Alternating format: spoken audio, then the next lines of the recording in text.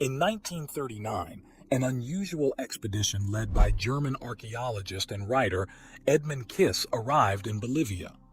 This was no ordinary scholarly venture. Kiss was backed by Heinrich Himmler, a high-ranking Nazi official known for his obsession with occultism and mysticism. Himmler had established the Ahnenerbe, or the Ancestral Heritage Research and Teaching Society, within Nazi Germany's SS organization. Founded in 1935, the Ahnenerbe's work revolved around proving the existence of a superior Aryan race, which they claimed once existed and had left indelible traces across the world in the form of magnificent monuments and structures, together with lost ancient artifacts possessing advanced technologies. They sought to link the contemporary German people to this prehistoric civilization by sending numerous expeditions to prehistoric sites and studying them. In this way, the Ahnenerbe aimed to bolster Nazi ideology by giving it a supposedly scientific basis.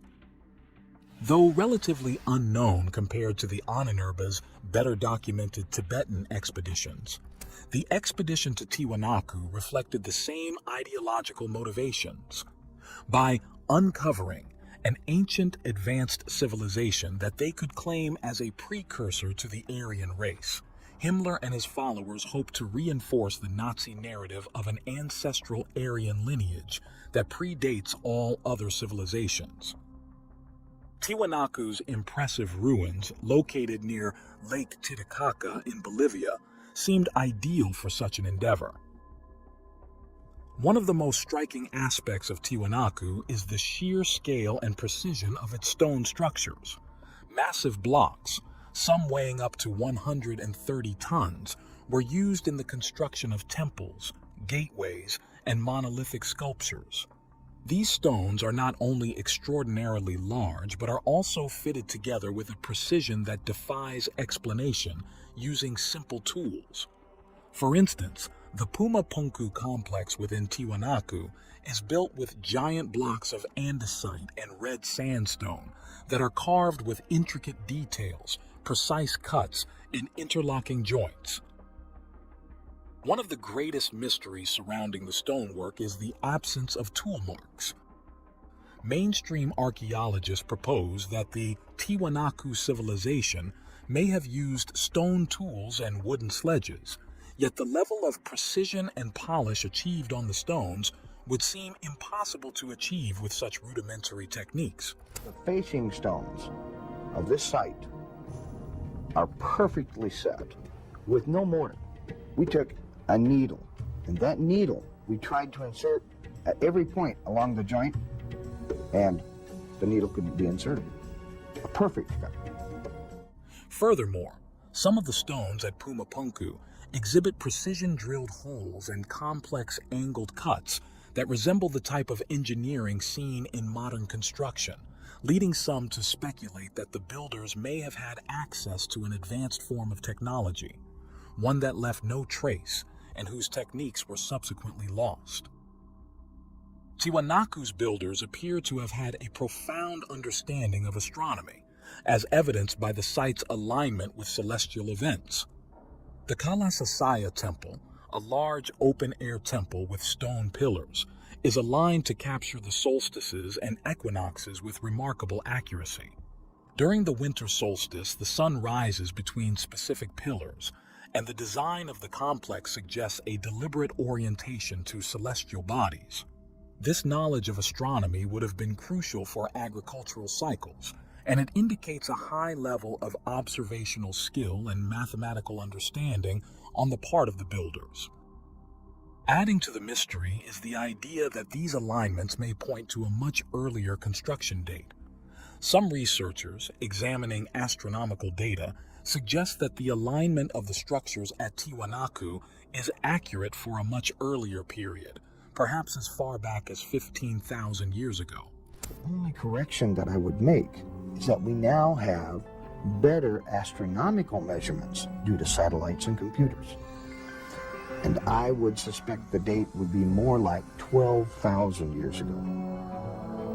But that still makes Tiwanaku the oldest city known.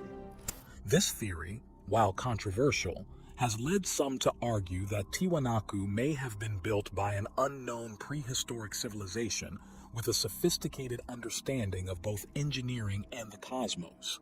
If true, this would radically alter our understanding of the development of advanced cultures in the Americas. One of the legends surrounding Tiwanaku is that it was destroyed by a great flood, an idea supported by local indigenous folklore that speaks of a cataclysmic event wiping out its original inhabitants. This narrative is echoed in many ancient cultures around the world, where stories of global floods appear in mythologies from Mesopotamia to India to the Americas. Some researchers have linked these flood myths to the end of the last ice age, approximately 12,000 years ago, when melting glaciers would have caused sudden and drastic changes in sea levels and weather patterns worldwide. Geological studies around Lake Titicaca provide some support for this theory. Evidence of drastic water level changes in the lake basin suggests that Tiwanaku may have been submerged at some point in its history. Additionally, the presence of marine fossils around the site has fueled speculation that the region may have experienced a significant flooding event that could date back to the end of the Ice Age. If Tiwanaku was indeed impacted by this flood, it would suggest that the site predates its conventional dating and might have been built by an earlier, possibly forgotten civilization. Many of Tiwanaku's structures defy explanation in terms of their purpose. The Gateway of the Sun, a massive stone archway adorned with complex carvings, features a central deity figure surrounded by 48 winged figures. The exact meaning of these carvings remains unknown, though they are often interpreted as a representation of a sun god or central cosmological figure. The symbolism embedded in the carving suggests that the people of Tiwanaku had a highly developed religious or spiritual belief system, possibly connected to an advanced understanding of cosmology. The purpose of Pumapunku is equally mysterious. Unlike other temples and ceremonial spaces, Pumapunku does not have a clearly identifiable layout or function. Some researchers believe it could have been a religious or ceremonial site, while others propose it might have served as an observatory or center of knowledge. The complexity and scale of the construction suggests that the builders had a specific, perhaps esoteric purpose in mind, yet this purpose remains speculative, leading some to argue that the structure could be a relic of a prehistoric civilization with lost knowledge. To this day, Tiwanaku remains a site shrouded in mystery, with few definitive answers to the questions it poses. Mainstream archaeology continues to explore the site, yet the evidence of high-precision engineering, complex astronomical alignments, and possible connections to ancient flood myths keep alternative theories alive. The Nazis in the early 20th century, particularly Edmund Kiss, would use all of these unexplained mysteries and fascinating feats of ancient archaeology to fuel their ideological agenda, attempting to frame Tiwanaku as evidence of an ancient Aryan civilization that had once spanned the globe. Edmund Kiss was chosen to lead a special expedition to Tiwanaku due to his background in archaeology mixed with his deep interest in esoteric theories. Before Tiwanaku, he had published several works suggesting that an advanced, ancient civilization might have existed long before recorded history, establishing the foundations for future societies. He became intrigued by Tiwanaku after visiting the site years earlier and theorized that it might be the remnants of a lost super-civilization, possibly linked to the legendary Atlantis, which he associated with Aryan origins. He theorized that this ancient, advanced society had migrated to South America long before the rise of the Inca, establishing cities and imparting knowledge to local populations. Tiwanaku had captivated Western explorers since 1549, when a group of Spanish conquistadors stumbled upon the ruins high in the Andes. Towering stone gateways, massive granite monoliths, sprawling earthworks, intricately carved stelae, and enigmatic glyphs left the Spaniards in awe. When they inquired about the origins of these ruins and the fate of the civilization behind them, local indigenous caciques or lords explained that they belonged to an ancient time and that the original inhabitants had been wiped out by a great flood. The site's obvious antiquity and uncertain origins made Tiwanaku one of archaeology's great enigmas. In the 19th century, European naturalists flocked to the ruins, offering theories about the civilization that had built these monumental structures. Yet, they universally dismissed the possibility that the ancestors of the Aymara people around Lake Titicaca could have achieved such architectural grandeur. But if the native Andeans hadn't built Tiwanaku, then who could have? When Kiss first visited Tiwanaku in the 1920s, he encountered a scene that seemed isolated, mysterious, and ancient beyond measure. The ruins' architecture, with its massive stone blocks and intricate carvings, fueled his belief that the site was not only ancient, but the work of a pre-Inca civilization. Kiss went so far as to claim that Tiwanaku had been built by Nordic Aryans over 1 million years ago, a timeline that defied geological and archaeological evidence. Kiss's work on Tiwanaku blurred the line between science and mysticism. He asserted that the civilization which had built Tiwanaku possessed advanced technologies, perhaps even beyond those of the present, based on his interpretations of the site's architectural and astronomical alignments. He claimed, for instance, that the construction techniques employed at Tiwanaku were impossible for the indigenous population, and instead suggested some form of ancient super technology existed. Kiss posited that these Aryans had harnessed unknown energies, or even had access to advanced engineering techniques, which he linked to mysticism and esoteric knowledge. Though Kiss's Atlantis theory may sound peculiar, it was surprisingly not unique.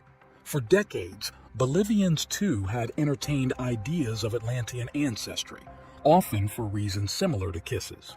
A connection to Atlantis offered Bolivia's European descendant aristocracy a narrative of elevated origins, the same appeal that attracted Nazi interest. This link to a mythical past served as their own Garden of Eden and perpetuated the ideology of white supremacy. While Edmund Kiss and Heinrich Himmler are often cited as key figures in the Nazi interest in Tiwanaku, the foundation for their theories was actually laid by Bolivian intellectuals like Belisario Diaz Romero and Austrian-Bolivian archaeologist Arthur Poznański. Their interpretations, combined with Kiss's German ethnic nationalism and Nazi occult beliefs, generated a pseudo-scientific foundation for the proposed expedition. Archaeological research conducted by Wendell Bennett in the 1930s, as well as subsequent radiocarbon dating, indicated that the Tiwanaku civilization emerged as early as 300 BCE, reaching its peak between 600 and 800 AD. Scholars generally agree today that the ancestors of the Aymara-speaking people who populate the Lake Titicaca Basin were the builders of Tiwanaku. This conclusion, however, was met with skepticism in early 20th century Bolivia, where European-descended elites like Belisario Diaz Romero dismissed the idea that indigenous Andean cultures could have built such an impressive city. Born into a wealthy family in La Paz in 1870, Diaz Romero was a polymath, physician, historian, and member of Bolivia's intellectual elite. He adhered to the polygenic theories popular among European scientists of the era, which posited that different races had separate origins. Diaz theorized that Tiwanaku had been built not by Andean ancestors, but by a lost Homo Atlanticus, an ancient Aryan race that he believed had migrated from Atlantis. He argued that this superior white race settled in the Bolivian Altiplano, where they constructed the monumental architecture of Tiwanaku. To Diaz, The indigenous Aymara and Quechua populations in Bolivia were descended from Homo atlaicus, whom he depicted as Asian-origin barbarians that arrived later and took over Tiwanaku after the original Aryans vanished. Diaz's ideas, although pseudo-scientific, gained traction among Bolivia's European-descended elite, who were invested in maintaining social and racial hierarchies that positioned indigenous people as inferior. His theories offered an explanation for the apparent contrast between the grandeur of Tiwanaku and Bolivia's contemporary indigenous populations, aligning conveniently with Creole beliefs in their own racial and cultural superiority. While Diaz laid the ideological groundwork for Tiwanaku's interpretation as a lost Aryan city, it was Arthur Posnansky who turned Tiwanaku into a personal, lifelong obsession. Born in Austria, Posnansky moved to Bolivia in 1903 and spent decades studying Tiwanaku, publishing extensively on the site in multiple languages. His theories blended speculative archaeology with elements of the Atlantis myth, arguing that Tiwanaku was built by a lost civilization that predated the Andean cultures. Posnansky's ideas reached Europe, where they were picked up by figures like Edmund Kiss. Kiss was influenced by Posnansky's writings and by the racial theories of the day, which suggested that the great civilizations of the past had been built by Aryan progenitors. In Kiss's interpretation, Tiwanaku was a remnant of an ancient Nordic civilization that survived a global cataclysm described by his theory of glacier cosmology. According to this theory, a moon had once collided with Earth, resulting in an ice age that covered the world with glaciers and destroyed Atlantis.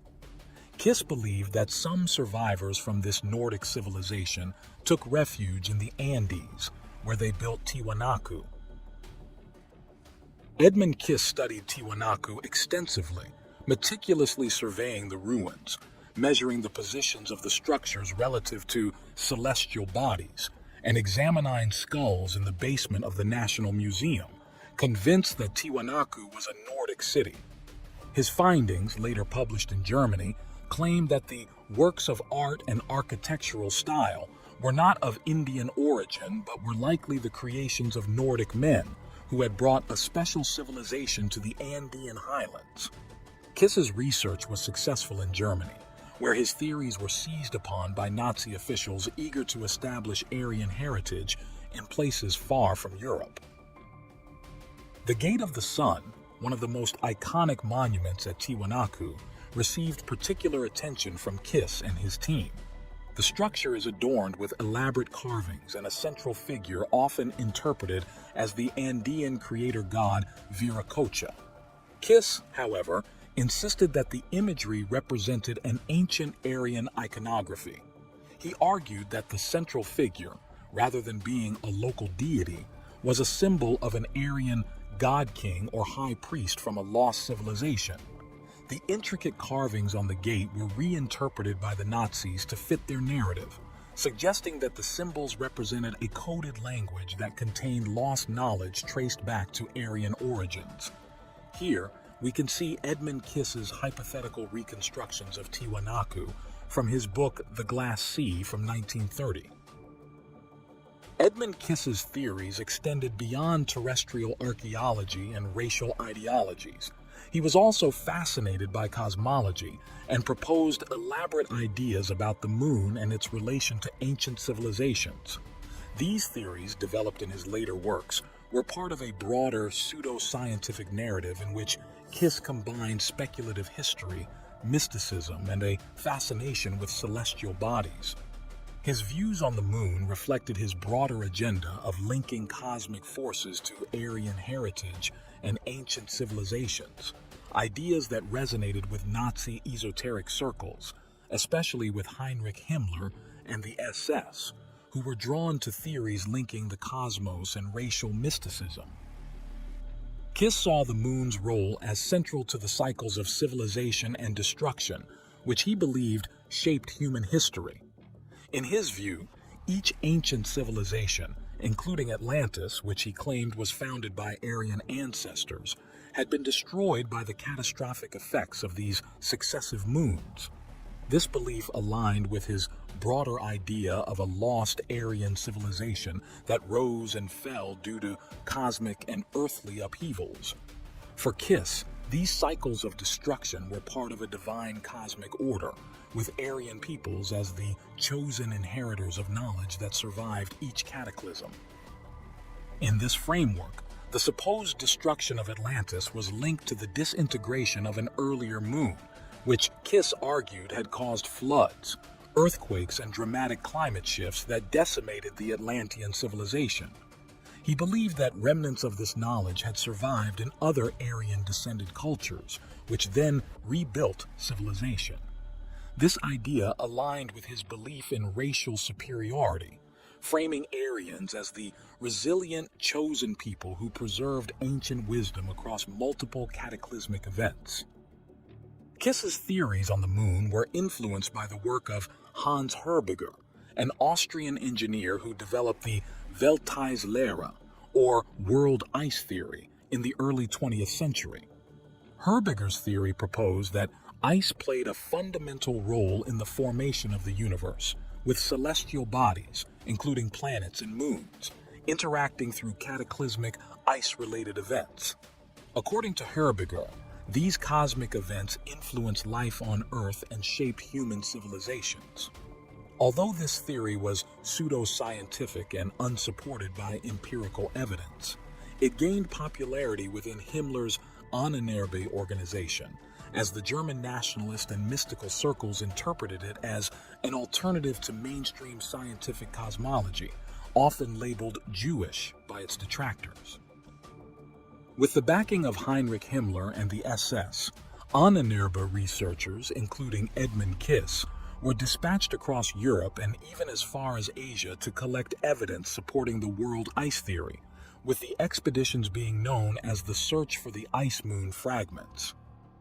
The 1936 Moon Fragment Expedition was one of their more esoteric projects, aimed at recovering what they believed were physical remnants of a former lunar body that could support Herbiger's world ice theory. The expedition team, composed of SS officers, scientists, and researchers loyal to the Ahnenerbe, set out with specific instructions to locate geological or meteorite-like formations that could be interpreted as remnants of an ancient lunar body.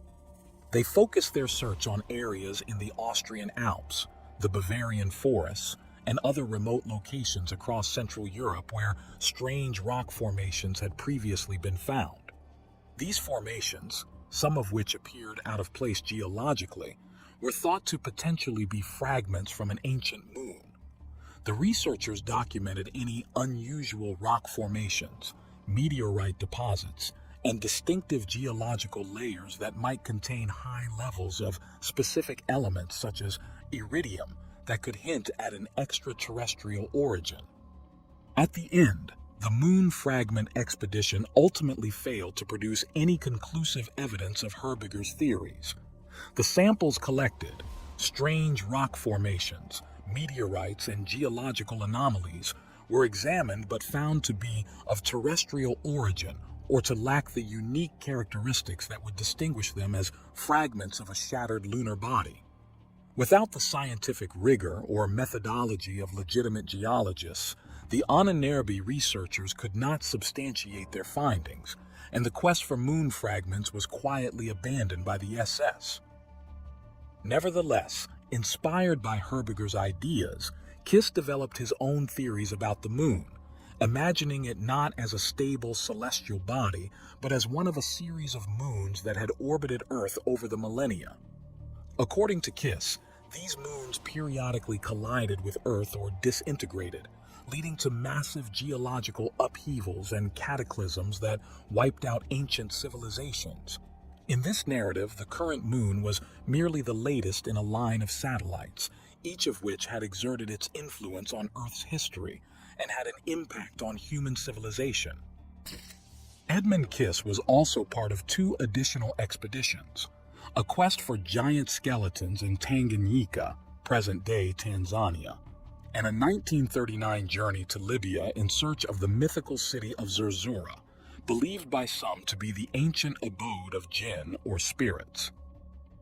Nazis were enthralled with the idea that giants could provide physical proof of Aryan greatness, particularly if remains could be linked to mythology or ancient texts describing heroic or semi-divine figures. For Kiss and the Ahnenerbe, the SS organization focused on tracing Germanic and Aryan ancestry.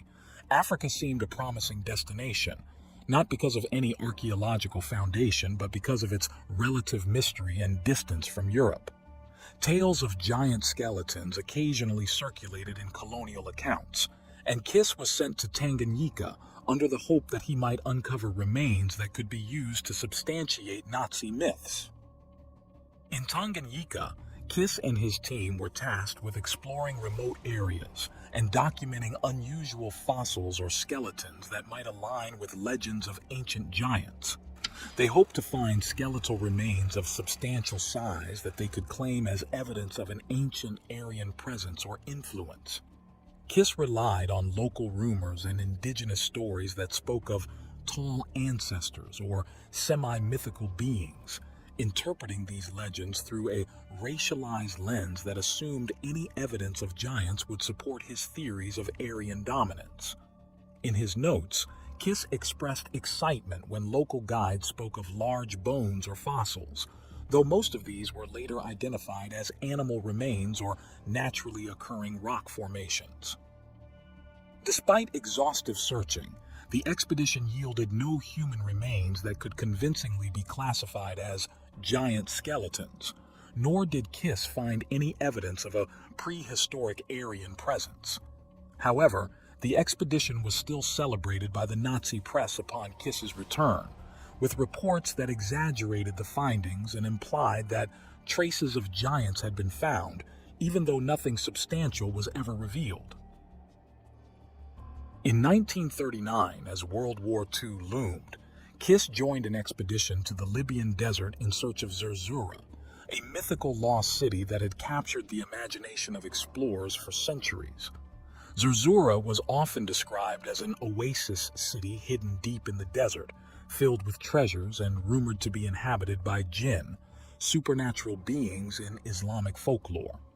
Some accounts even spoke of it as a city of white people who held powerful knowledge, which tantalized Kiss and the Ahnenerbe with the possibility that Zerzura might be an ancient Aryan outpost or a repository of arcane wisdom linked to their supposed ancestral past.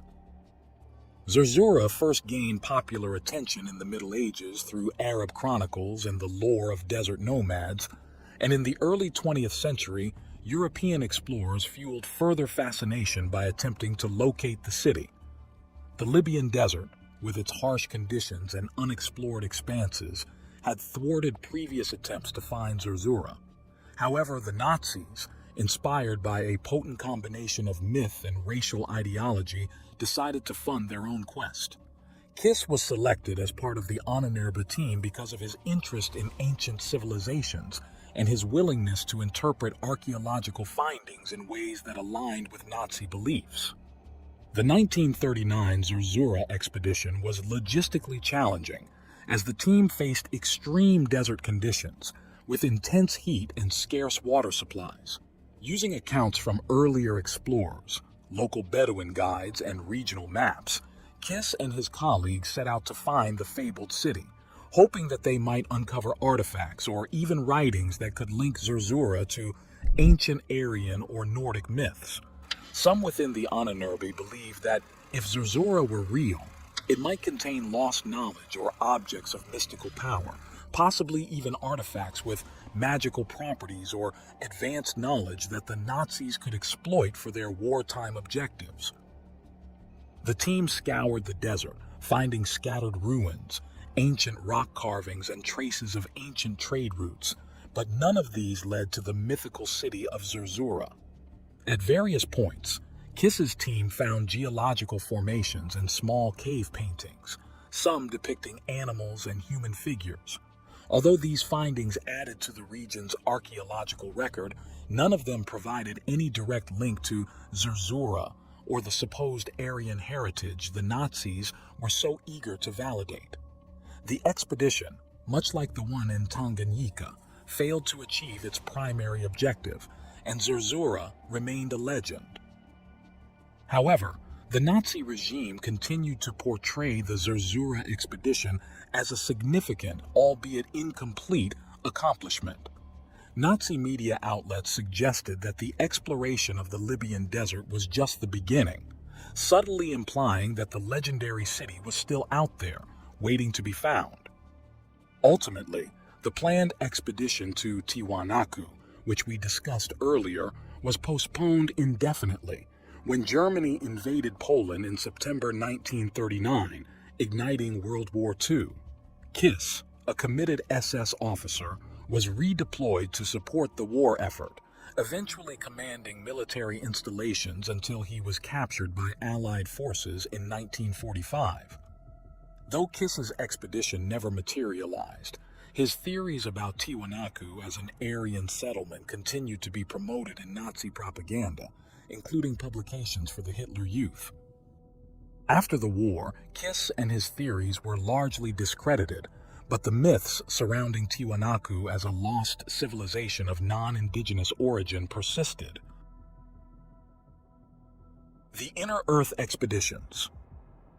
The Nazi regime's fascination with the occult and esoteric knowledge is a well-documented aspect of its broader ideological framework.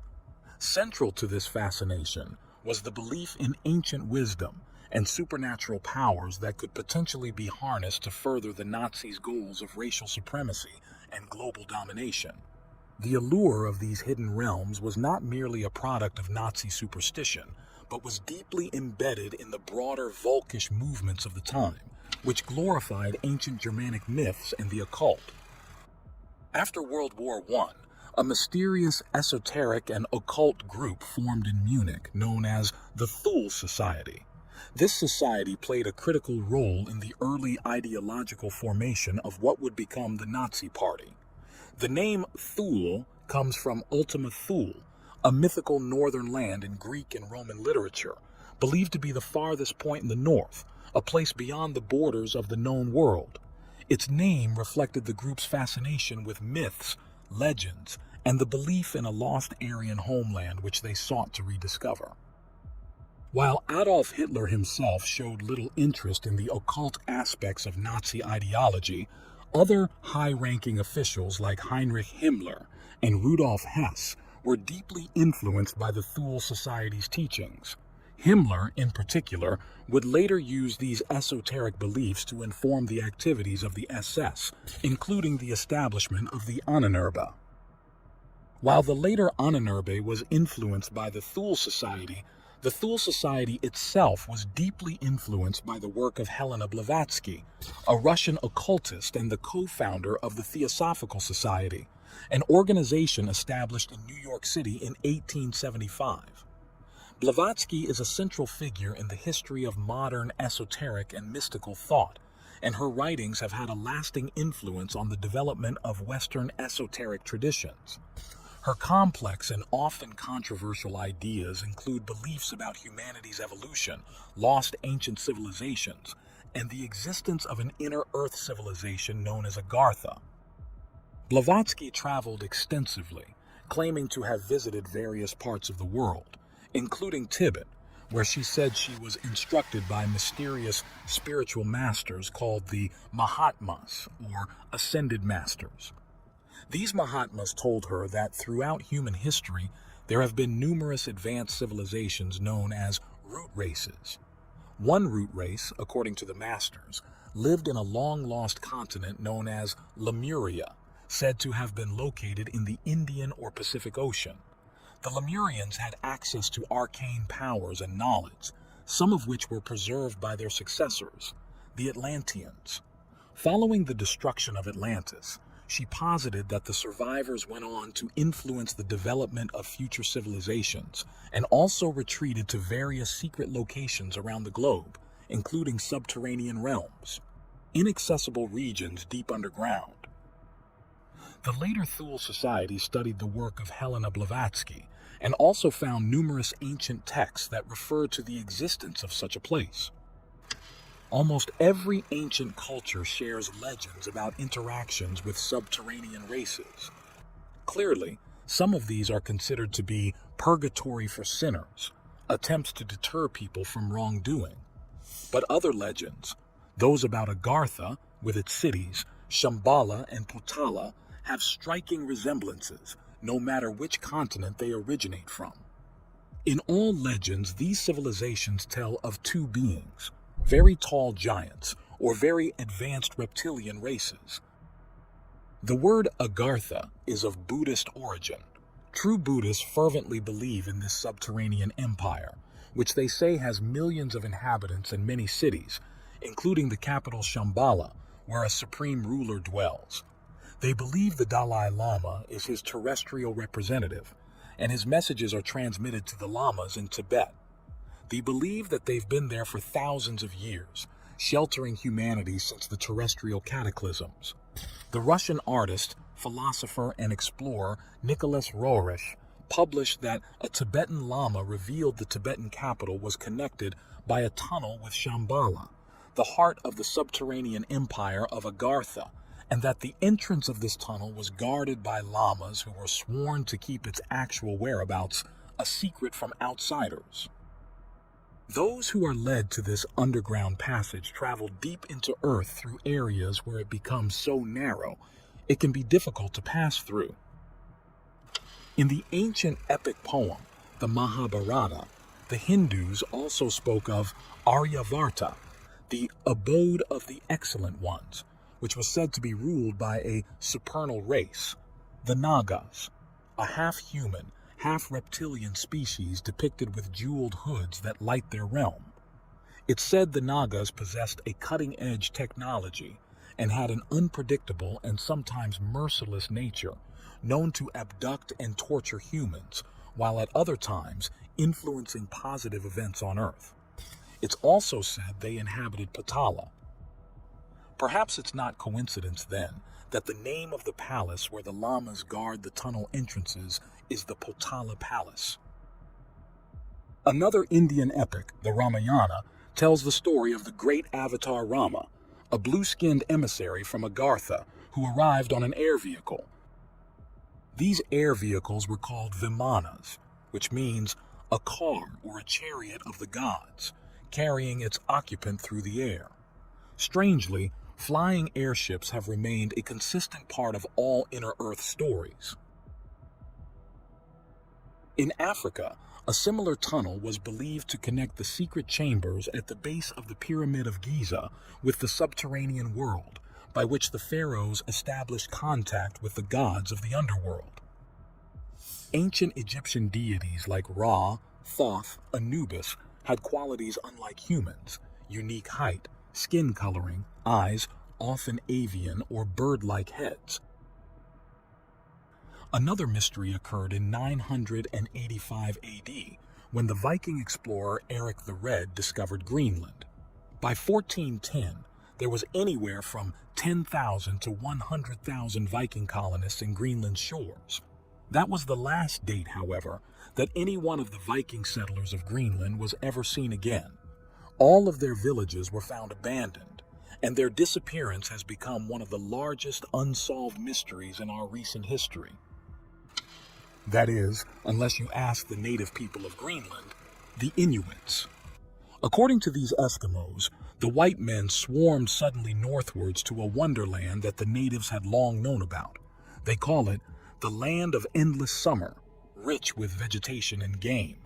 According to their legend, these colonists were lured to a land of eternal bliss inside the protective womb of the earth. In the 12th century, an unusual story of underworld beings showed up in Suffolk, England, and is still a part of the town's history today. The Children of Woolpit. Reapers in the area one day discovered two small children who had skin with a pale green hue and who spoke an unknown language, and though starving, ate only raw beans. The boys soon died, But after many years and acclamation, the surviving girl finally explained that she and her brother had come from a subterranean land where the sun never shone, and where the light was more like twilight, saying they'd become lost when they followed their cattle into a cave, eventually emerging onto the bright landscape. In the 1908 book, The Smoky God, Willis George Emerson tells the story of Olaf Jansson's incredible journey to Agartha and the 2 years he spent living there with his father.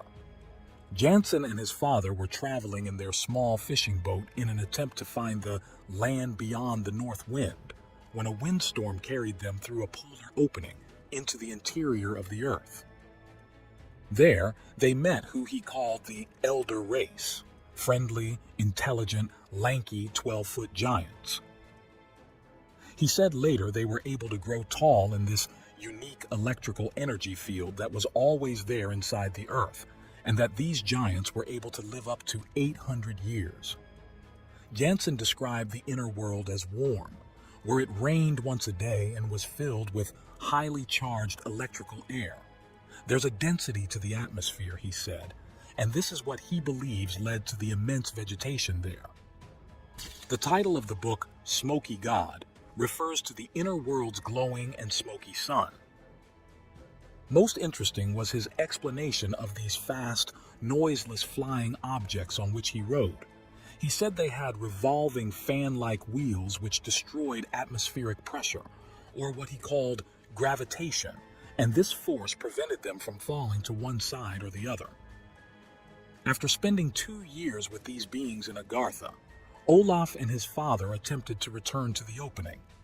On the journey home, however, his father lost his life when an iceberg destroyed their boat. Jansson was later rescued by some fishermen, but when he shared his incredible story, they placed him in a madhouse for the mentally insane, where, sadly, he remained for 28 years. Not until he was 90 years old did he share the story of his life's journey with Emerson, giving him maps of the interior of the earth, along with the manuscript of his experiences. Around the same time, in 1895, Nobel Prize laureate and Norwegian explorer Dr. Fridtjof Nansen set on an expedition to reach the North Pole. Nansen completely lost his bearings, admitting he couldn't identify the mysterious land which he found, and that lands marked on the map of one of the best-known explorers simply did not exist.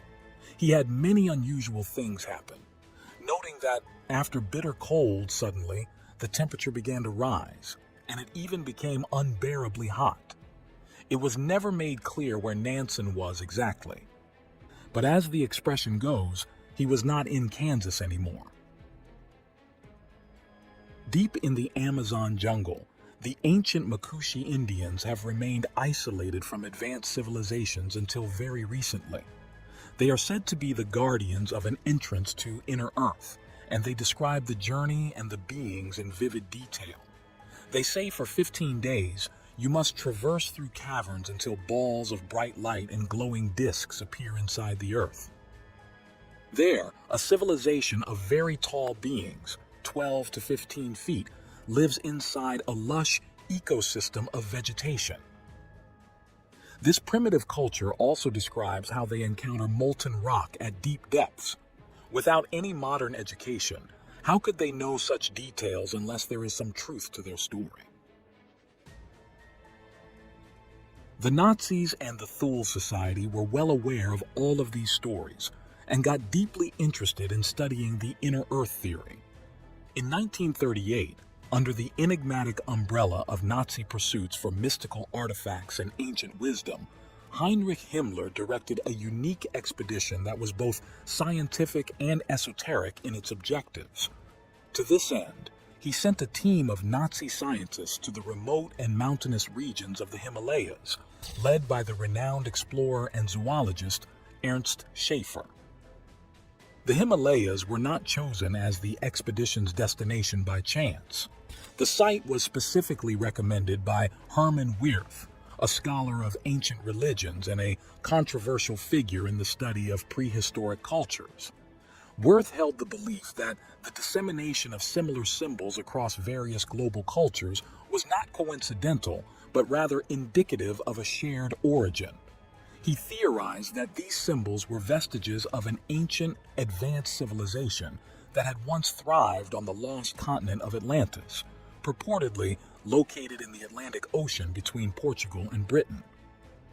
According to Wirth, the catastrophic sinking of Atlantis devastated its inhabitants, pushing survivors to make solemn vows against the treacherous sea that had swallowed their homeland. In their quest for safety and in accordance with their oath, these Atlantean refugees migrated to regions as geographically disparate as the high plateaus of Tibet.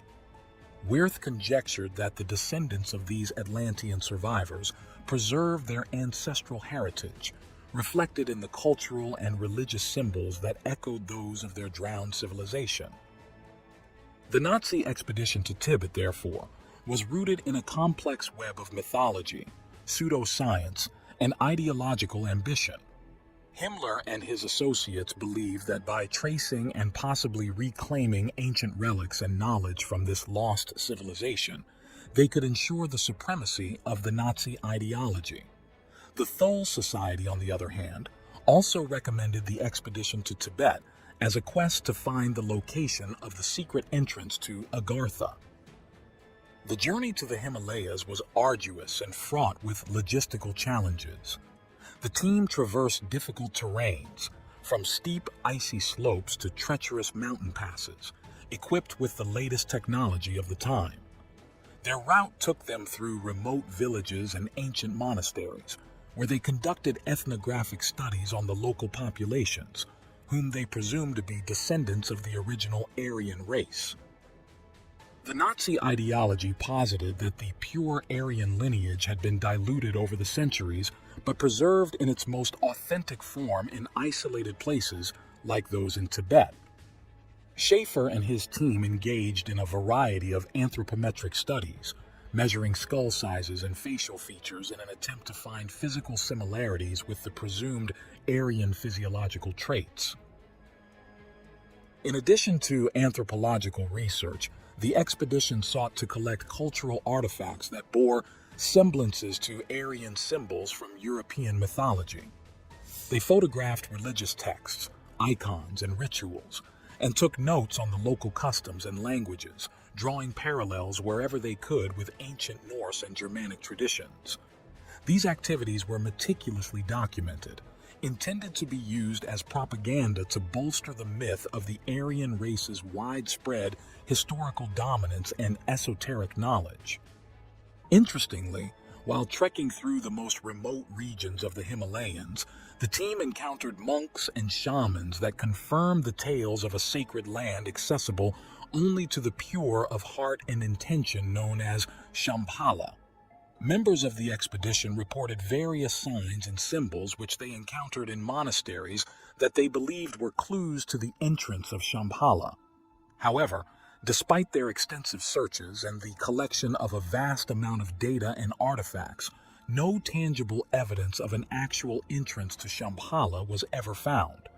The expedition did not uncover a physical gateway or map leading to a hidden kingdom. Instead, as the months passed, the expedition collected thousands of specimens and artifacts, which were shipped back to Germany. These items were to be displayed in the Deutsches Ahnenerbe Museum, envisioned as a testament to the global heritage of the Aryan race. Among these were thangkas, prayer wheels, and texts that the Nazis believed contained encrypted Aryan wisdom waiting to be deciphered by their scholars. Yet, the scientific legitimacy of the expedition was constantly undermined by its ideological underpinnings. The research methodologies were biased, seeking confirmation for preconceived notions rather than conducting objective inquiries. This flawed approach led to selective interpretations of the data, which were used to reinforce the propaganda theories already popular in Nazi circles. Although the expedition did not discover an entrance to the inner Earth, German documents and accounts suggest that such an entrance was located in Antarctica. The Nazi expedition to Antarctica, officially named the Third German Antarctic Expedition, took place from 1938 to 1939. This venture, while ostensibly aimed at expanding scientific horizons, was imbued with the Third Reich's geopolitical ambitions and driven by a desire to establish a German presence in the Antarctic region. This expedition is a compelling episode that illustrates how the Nazis attempted to blend exploration, science, and ideology into a project that was as much about territorial claims as it was about the pursuit of knowledge. The Third German Antarctic Expedition was led by Captain Alfred Richter, a seasoned navigator and pilot who had previously participated in Arctic voyages. The expedition set out aboard the Schwabenland, a German aircraft carrier equipped with 2 Dornier Wal seaplanes. These aircraft were essential for aerial reconnaissance and were used to photograph over 600,000 square kilometers of Antarctic territory, much of which was then claimed under the German flag. The immediate goal of the expedition was to find an area in Antarctica suitable for a German whaling station, as whaling was considered a lucrative industry critical for acquiring whale oil, a key resource at the time for producing margarine and glycerin. Beyond economic interests, the establishment of a whaling station also promised a strategic naval base for Germany. The region's potential for mineral resources was another significant factor, driven by the Third Reich's incessant need for raw materials to fuel its militarization and expansionistic policies. The Schwabenland expedition employed innovative techniques for the time, including aerial photography and state-of-the-art meteorological equipment. The seaplanes launched from the Schwabenland performed multiple flights over areas of Antarctica, dropping darts marked with the swastika into the ice to stake Germany's claim. These areas were named Neuschwabenland or New Swabia.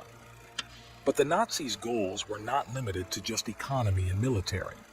In fact, when the German freighter MS Schwabenland embarked on its secret mission to Antarctica, its 33-member team is rumored to include scientists, military experts, construction crews, and key members of the Thule Society. The Thule Society actually believed that there were mystics or channelers who were able to communicate with the highly developed people from this civilization that lived in the Earth's interior. No investigation of inner Earth is complete without the unique story relayed by the pioneering American aviator, Admiral Richard Byrd, Jr., who led numerous expeditions to both poles and wrote detailed logs about his journeys. What stands out about Byrd's story, however, was the personal diary his son published following his death. In this document, he gives vivid details about his expedition to the North Pole in 1947, the geographical anomalies he witnessed which he couldn't make sense of, being met by unfamiliar flying craft which assumed control of his plane, and then literally being taken to their leader, the master of the inner Earth civilization. Before you write this story off, it's important to understand the man who wrote it and to examine his behavior while he was alive. Richard Byrd was one of the most highly decorated officers in military history. Among these was the Medal of Honor, the highest medal given by the United States for valor. He fought for the Allies in both world wars and led 2 huge military expeditions to Antarctica following World War II. He was an efficient, concise leader, and every trip he made, he kept detailed logs of just fact. He was not a poet or a storyteller. The idea a man of this rank and stature would fabricate stories is unimaginable. You only need to see Byrd in his documentaries or read his writings to see that he sought to live with integrity, that he understood the responsibility of his words and choices on the lives of those reporting to him and to the nation that he served. So when Byrd returned from his travels and was interviewed on the Longines chronoscope on live TV in 1954, the hyperbolic statements he made were, and still are, somewhat confusing and mysterious. He said things like, "I'd like to see the land beyond the pole." Now he didn't say to, around, or near it. He called it the land of everlasting mystery, the most peaceful place in the world, and a vast new territory not on any map. He said it was an area as big as the U.S., never seen by a human being, and the most valuable and important place left in the world for science. Prior to another expedition, he said, "This is the most important expedition in the history of the world." And the one he repeated the most was, "It's the center of the great unknown." These are mysterious when you consider that he's referring to either a large mass of ice or a landmass covered with ice. Even if he were speaking of the military significance of this place, to call it peaceful and mysterious are hardly the words of a strategizing military officer. So we must conclude that, as one of the nation's highest-ranking military leaders, he was also sworn to secrecy. These statements raise the question, was Byrd upholding his vow to secrecy for national security, while being just truthful enough to share information that would allow him to abide by his principles of integrity? In February of 1947, Byrd, the one man who has done the most to make the North Pole a known area, made the following statement: "I'd like to see the land beyond the pole, the center of the great unknown." Millions of people read this statement in their newspapers or heard it on the radio broadcast. Did they look at their globes? What land was he talking about? If you look at the map, calculate the distance from all the known lands near it, and none of them are within 200 miles of the pole. In fact, Byrd himself called it an unknown land, and that after 1,700 miles, he said he hadn't reached the end of it. He should have been back to civilization, right? But he wasn't. He should have seen nothing but ice-covered ocean, or at the very most, partially open ocean. Instead, he was flying over green, lush areas, including lakes and mountains. It was already published that he had discovered 2 unknown land areas, measuring a total of 4,000 miles across, and yet, instead of receiving notoriety like Christopher Columbus, his story disappeared. Was Byrd trying to say what he knew without revealing it outright? Was anybody paying attention? To add to this confusion, in 1956, the editor of Flying Saucer magazine, Ray Palmer, wrote a detailed story on Byrd's discoveries. Apparently, however, as the issue headed to press, they mysteriously disappeared, and strangely, the printing plates were found badly damaged, so a reprint couldn't be done. Some other interesting, indisputable facts about the time were that, up to this point, there had been a few books published about the North Pole having entrances into the Earth. Another thing was that Byrd was accused of lying in effort to receive credit for being the first person to the North Pole, an accusation that seems somewhat inconsistent with a man of his character. Another thing that Byrd shared was that the poles are concave, not convex as thought, and that the South Pole is 10,000 feet high, whereas the North Pole is 10,000 feet low. It was well documented that there was a large spike in temperature as he approached the pole. But one of the biggest mysteries involving Byrd may have happened right after World War II with Operation High Jump. While it was said at the time it was an expedition to Antarctica to find coal and other resources, that story later changed to training military personnel and establishing a research base. In the meantime, you can't help but wonder why either mission would require 33 aircraft, 13 Navy ships, and almost 5,000 soldiers, and mysteriously result in loss of lives. Leaks later revealed that the true mission was to retrieve the missing Nazi leaders from their refuge in Antarctica, but Byrd cut the 8-month mission short after what the Chilean press reported as troubles with many fatalities, though the event was clearly downplayed in the U.S. Following a military-aided evacuation, the force returned. Their stories immediately became classified as top secret, but inevitable leaks revealed that there were attacks by highly advanced saucer-shaped airships. The Secretary of the Navy, by this time, the Secretary of Defense, James Forrestal, started to talk. President Truman forced him to resign, and he was soon taken to Bethesda Naval Hospital's psychiatric ward, where he was prevented from seeing or talking to anyone, including his own wife. When this high-ranking man was found dead, it was ruled a suicide. Case closed. Another strange thing is in 1947, following the sudden end of his military expedition, Byrd spoke with a reporter for the Chilean newspaper El Mercurio and told him that he didn't want to frighten anyone unduly, but that it was a bitter reality that in the case of a new war, the continental U.S. would be attacked by flying objects which could fly from pole to pole at incredible speeds. This is where Byrd's posthumous diary comes in. Though he remained faithfully silent, albeit mysterious, shortly after his death, his son published his diary to reveal a very different account than what the public had been told. It started like this: I must write this diary in secrecy and obscurity. It concerns my Arctic flight on the 19th day of February in the year of 1947. There comes a time when the rationality of men must fade into insignificance, and one must accept the unavailability of the truth. I'm not at liberty to disclose the following documentation at this writing. Perhaps it shall never see the light of public scrutiny, but I must do my duty here for all to read one day. Hopefully, the greed and exploitation of certain of mankind can no longer suppress that which is truth. Byrd then continued to unveil a picture that we had not imagined in this diary. He said that he traveled 1,700 miles on this journey, and he was so surprised when ice below gave way to lush green forests, lakes, rivers, and mountains. He saw animal life, and to his dismay, realized he was looking at a large mammoth that resembled those now extinct.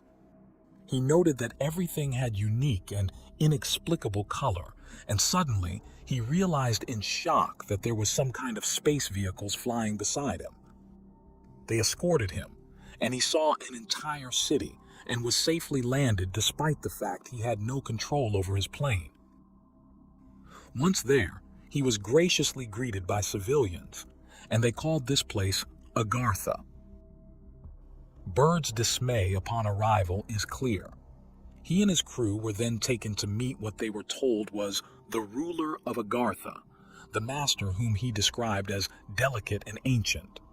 They were told they'd been allowed to enter, despite these invisible barriers, because of his high moral and ethical character.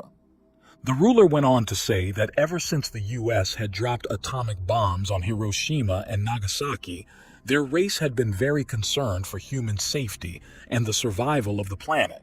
When they intervened, however, their craft had been attacked by our militaries, and Byrd was asked to share this message in warning to civilization. Their host then guided them to their plane and back to the outer world. In closing, Byrd said he briefed the Pentagon of his message from the master, was interviewed intently by top security forces and a medical team in order to remain silent in regard to all that he learned on behalf of humanity. Incredible is all he could call it. He concluded, I am reminded that I am a military man and I must obey orders. 10 years later, he wrote a final entry. These last few years elapsed since 1947 have not been kind. I must state that I have faithfully kept this matter secret as directed all these years. It has been completely against my values of moral right. Now, I seem to sense the long night coming on, and this secret will not die with me. But as all truth shall, it will triumph, and so it shall. This can be the only hope for mankind. I have seen the truth, and it has quickened my spirit and has set me free. I have done my duty towards the monstrous military-industrial complex. Now, the long night begins to approach, but there shall be no end. Just as the long night of the Arctic ends, the brilliant sunshine of truth shall come again, and those who are of darkness shall fall in its light. For I have seen that land beyond the pole, that center of the great unknown. Needless to say, This is an extraordinary story from an extraordinary man.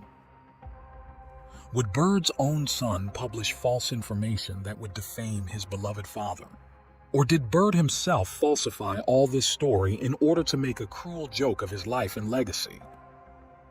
Whether or not you believe this story, his influence, moral stature, and valor can hardly be argued. Many state that there's a secret underground Nazi headquarters known as Base 211, located somewhere in the caverns of Antarctica. Interestingly, a German U-boat, commanded by Heinrich Brauden, claimed that they had reached the interior of the Earth and even stated that they didn't want to come back, adding, "The Earth is, in fact, hollow." A diagram of Agartha was then drawn by a German scientist in 1935 in corroboration with the U-boat navigator. These stories are backed up by maps made for the National Geographic Society in 1966 by the famous cartographer Heinrich Barron. In that map, Antarctica can be observed without its thick layer of ice, but the most interesting detail on the map is the underwater passageways spanning across the entire continent, which appears to converge at the exact location, identified as the opening into inner Earth. And then there's the disturbing part of this legend, that Hitler and many of his minions escaped Germany in the closing days of World War II and fled to Antarctica, where they escaped into the Earth's interior. For it was after the war the Allies discovered that more than 2,000 scientists from Germany and Italy, along with almost 1 million people, had vanished. This may sound like a fantastical conspiracy theory, and it's understandable if you don't believe in it. However, there was someone who believed in it, the United States. Indeed, it's this belief that perhaps fueled one of the most high-profile military operations in the Antarctic, Operation High Jump. Led by Admiral Richard E. Byrd in 1946, officially the operation aimed to establish the Antarctic Research Base Little America 4 test equipment and evaluate the U.S. military's readiness for cold weather operations. But could there have been an ulterior motive? The Externstein. The Externstein were a series of 3 striking sandstone pillars located in the heart of Germany's Teutoburg forest and have long been shrouded in mystery and legend. Known for their towering presence, these rocks cast long shadows over the ancient landscape, compelling narratives of their historical and cultural significance. While some speculate that these formations served as a prehistoric observatory, others believe they were sacred grounds for ancient Germanic tribes, imbued with spiritual importance that predates recorded history. It was not until the early 20th century that the Externstein began to attract the attention of a far more ominous force. The Ahnenerbe branch of the SS took a deep interest in the site, believing it to be a megalithic remnant of the ancient historical and cultural heritage of the Aryan race. In 1935, they made the Externstein became one of the most infamous ancient sites manipulated by the Ahnenerbe. Seizing upon centuries-old legends, Himmler and his team of scholars claimed that the Externsteiner stones were once the site of Irminsul. The Irminsul holds a significant place in the lore of Germanic paganism, believed to have been a sacred pillar or monumental tree central to the religious practices and worldview of the Saxons before Christianization. As a sacred object, the Irminsul would likely have served not only a religious and ceremonial role, but also as a symbol of societal order and continuity. It was probably a rallying point for the Saxon tribes since ancient times, when Arminius claimed his glorious victory as he united the Germanic heathen tribes and destroyed 3 Roman legions in the year 9 CE. It was a Saxon symbol that embodied their collective identity and resistance against external forces, particularly during the tumultuous period of Frankish expansion under Charlemagne. It was in the late 8th century, around 772 AD, when Charlemagne destroyed the Irminsul as part of his campaigns to subjugate the Saxon people and enforce Christianization. The annihilation of the Irminsul was a strategic move to dismantle the spiritual and cultural backbone of Saxon resistance against Frankish rule, and to facilitate the integration of the Saxons into the Carolingian Empire. The Saxons from the Middle Ages were a Germanic tribe known for their strength, independence, and resistance to Christianization, and for this they were idealized by the Nazis as ancestors of the Aryan race and as exemplars of racial purity and the warrior spirit. Long before the Nazis took interest in the Externstein, the site was enveloped in myth and legend. Archaeological evidence suggests that it was used as a sacred place by the prehistoric people who lived in the region. Various carvings and inscriptions indicate that the site held spiritual significance during the Middle Ages, possibly serving as a Christian hermitage or a place of pilgrimage. The most famous relief at the Externstein, which depicts the descent from the cross, is thought to date back to the 12th century. The Ahnenerbs' mission at the Externstein was to reclaim the site as a symbol of Aryan spiritual heritage, reinforcing their narrative of an unbroken and pure Germanic lineage. The Nazis contorted the carvings on the rocks to narrate the story of the destruction by Charlemagne and to confirm the site as the real Irminsul. This false narrative became so ingrained that Nazi youth were reported to sing Saxon hymns at the site on Hitler's birthday, further cementing the Externstein's role in Nazi propaganda. Himmler, obsessed with occultism and the mystical aspects of Aryan supremacy, sponsored archaeological digs and research at the Externstein to uncover evidence that would link the site to ancient Germanic paganism and, by extension, to the racial theories promoted by the Nazis. The Externstein was thus woven into the Nazi narrative of racial purity and cultural superiority. It was portrayed as a pre-Christian holy site, a testament to the supposed greatness of the ancient Germanic peoples before the corruption brought by later influences. Propaganda played a crucial role in the Nazis' promotion of the Externstein as a national monument. The site was featured in Nazi literature, films, and art, which highlighted its dramatic natural beauty and its significance as a link to the Germanic past. School children and Hitler youth groups were taken on trips to the site as part of their indoctrination into Nazi ideology, where the mystical and nationalistic interpretations of its history were emphasized. The Externstein became a venue for solstice celebrations and other Nazi ceremonies, which were designed to imbue these gatherings with a sense of sacred ritual and connection to the ancestral heritage. These events often blended pseudo-scientific racial theories with romanticized visions of Germanic warrior traditions, thereby deepening the ideological hold on the participants. After the defeat of the Nazis in World War II, the Externstein, like many other sites co-opted by the regime, underwent a process of denazification, attempting to strip away the layers of Nazi interpretation and rediscover its pre-Nazi historical significance. This included reassessing the archaeological and historical data related to the site, which revealed a rich history of use and significance throughout various historical periods, including its likely role as a Christian hermitage or a place of pilgrimage. Modern archaeologists demonstrated that the true history of the Externstein is far more complex and mysterious. These ancient rocks, formed over 70 million years ago, have witnessed countless cultural transformations and have been interpreted in myriad ways over the centuries. There are sculptured stone reliefs, stairs, and caves incorporated into the rock formation for thousands of years. Some of the rocks are walkable by steps and bridges. From a scientific point of view, the installations are largely interpreted as relics from the Christian Middle Ages.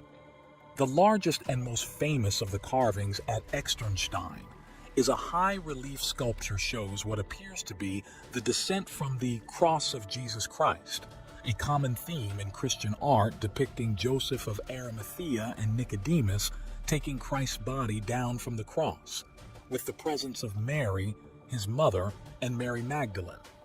The depiction is quite detailed, with figures that convey a deep sense of emotion and reverence, and it dates from the 12th century AD. In addition to the Christian relief, the Externstein features other carvings and symbols whose meanings are less clear but equally compelling. These include various niches, holes, and smaller figures that might have astronomical significance or be part of older pre-Christian traditions. The interpretation of these markings is challenging. They could represent pagan deities or naturalistic phenomena revered by local tribes before Christianization. Some carvings are thought to be aligned with celestial events, such as solstices and equinoxes, suggesting that the Externstein might have functioned as a sophisticated astronomical observatory. This interpretation fits with broader patterns in many ancient cultures, which often align their sacred structures with astronomical phenomena to serve both as calendars and as connections to the divine. Today, the Externstein remains a powerful symbol of natural beauty and historical legacy. It attracts tourists not only for its picturesque setting, but also for its complex history that serves as a poignant reminder of how cultural heritage sites can be manipulated by regimes to serve harmful ideologies. The challenge remains to protect such sites from ideological appropriation and to promote an understanding of their true historical context, ensuring that history's darker chapters do not overshadow the genuine significance of cultural landmarks. The Quest for the Holy Grail. The quest for the Holy Grail, an object steeped in legend as the cup used by Jesus at the Last Supper, has been pursued through centuries by knights, kings, and even modern seekers of mystery. It seems to have the right kind of powers, too. The legends describe the Grail's healing abilities, and this cup is associated with the very same kinds of miracles. It's said to have raised several people from the dead. Yet, among the most startling and least expected of these seekers were the Nazis, who in their pursuit of power and dominion over the world turned to the most enigmatic relics of religious and historical significance. The story of their quest is as bizarre as it is chilling, revealing the depths of their obsession with Aryan supremacy and the occult.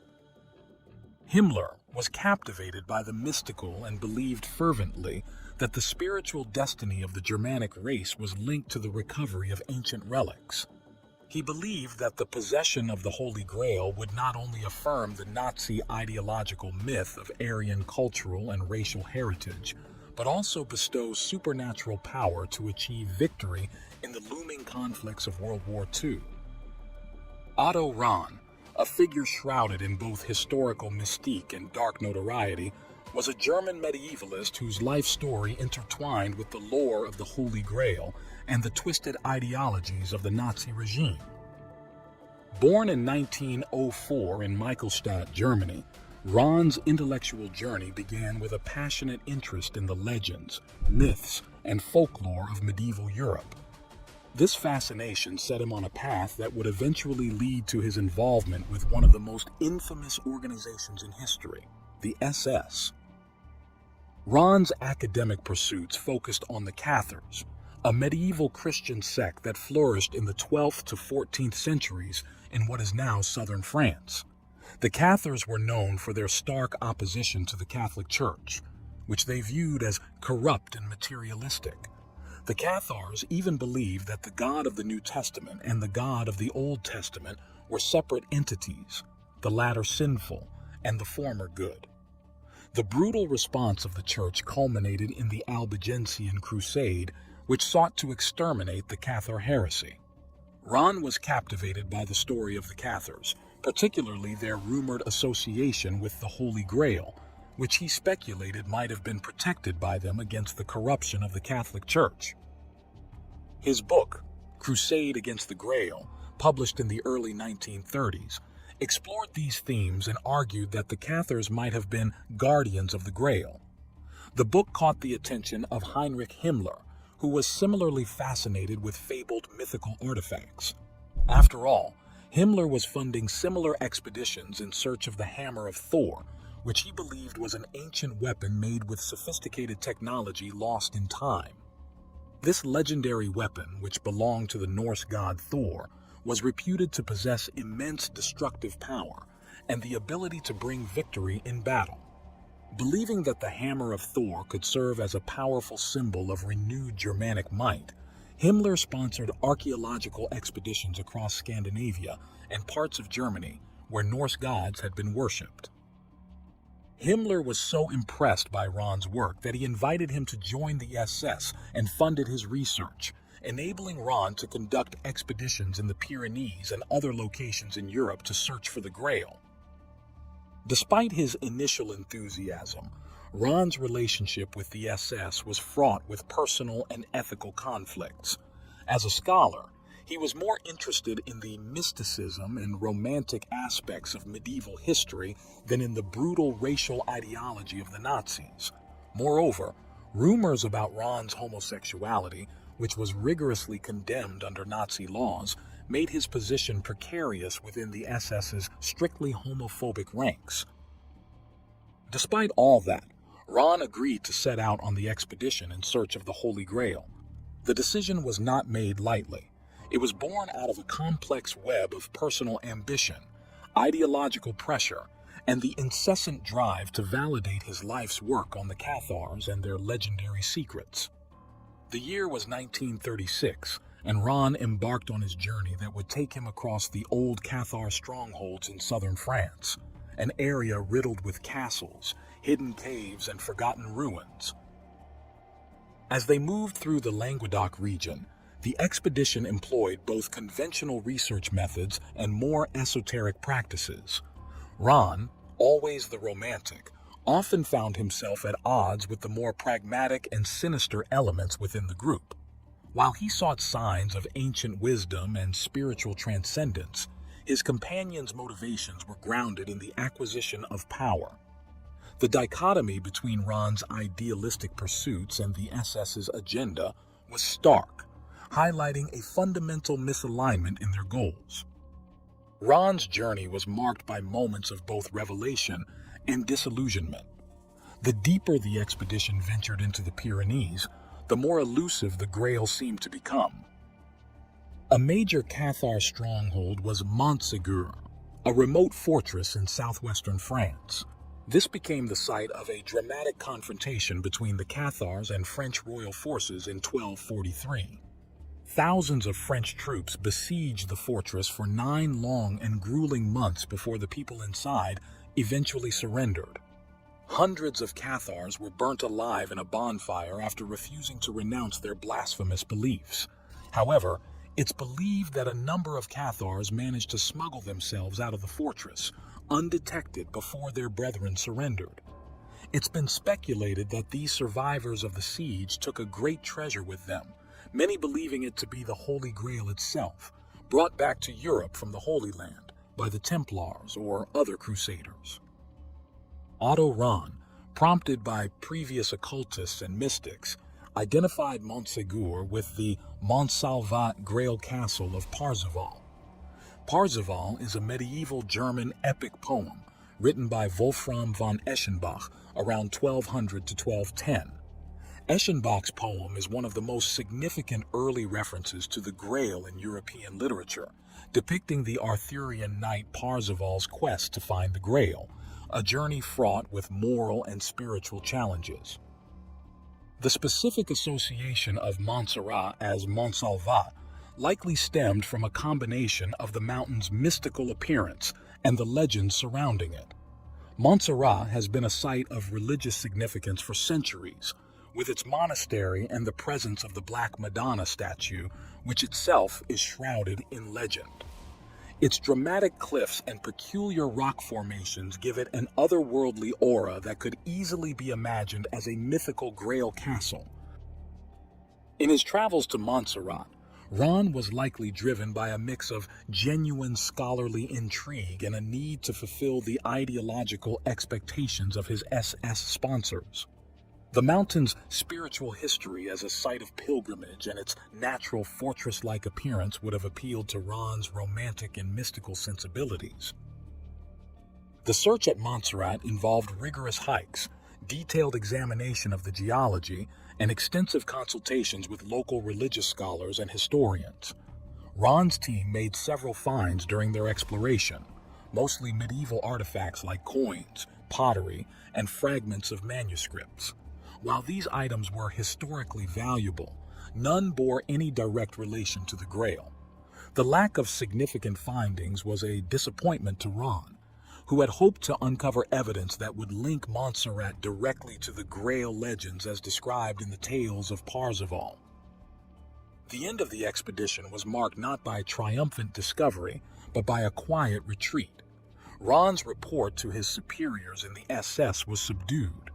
He framed the expedition as a valuable cultural exploration that yielded insights into the religious practices and historical artifacts of the region, but he could not claim any success in finding the Grail. In the aftermath, Ron's relationship with the SS grew strained. His homosexuality, already a dangerous secret in the oppressive regime, and his inability to fulfill the grandiose expectations of the Nazi leadership contributed to his eventual resignation and withdrawal from the public eye.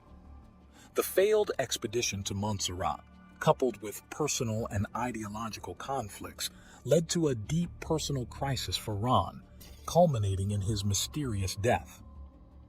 He died in 1939 when his body was found in the snowy landscapes of the Austrian Alps near Kufstein.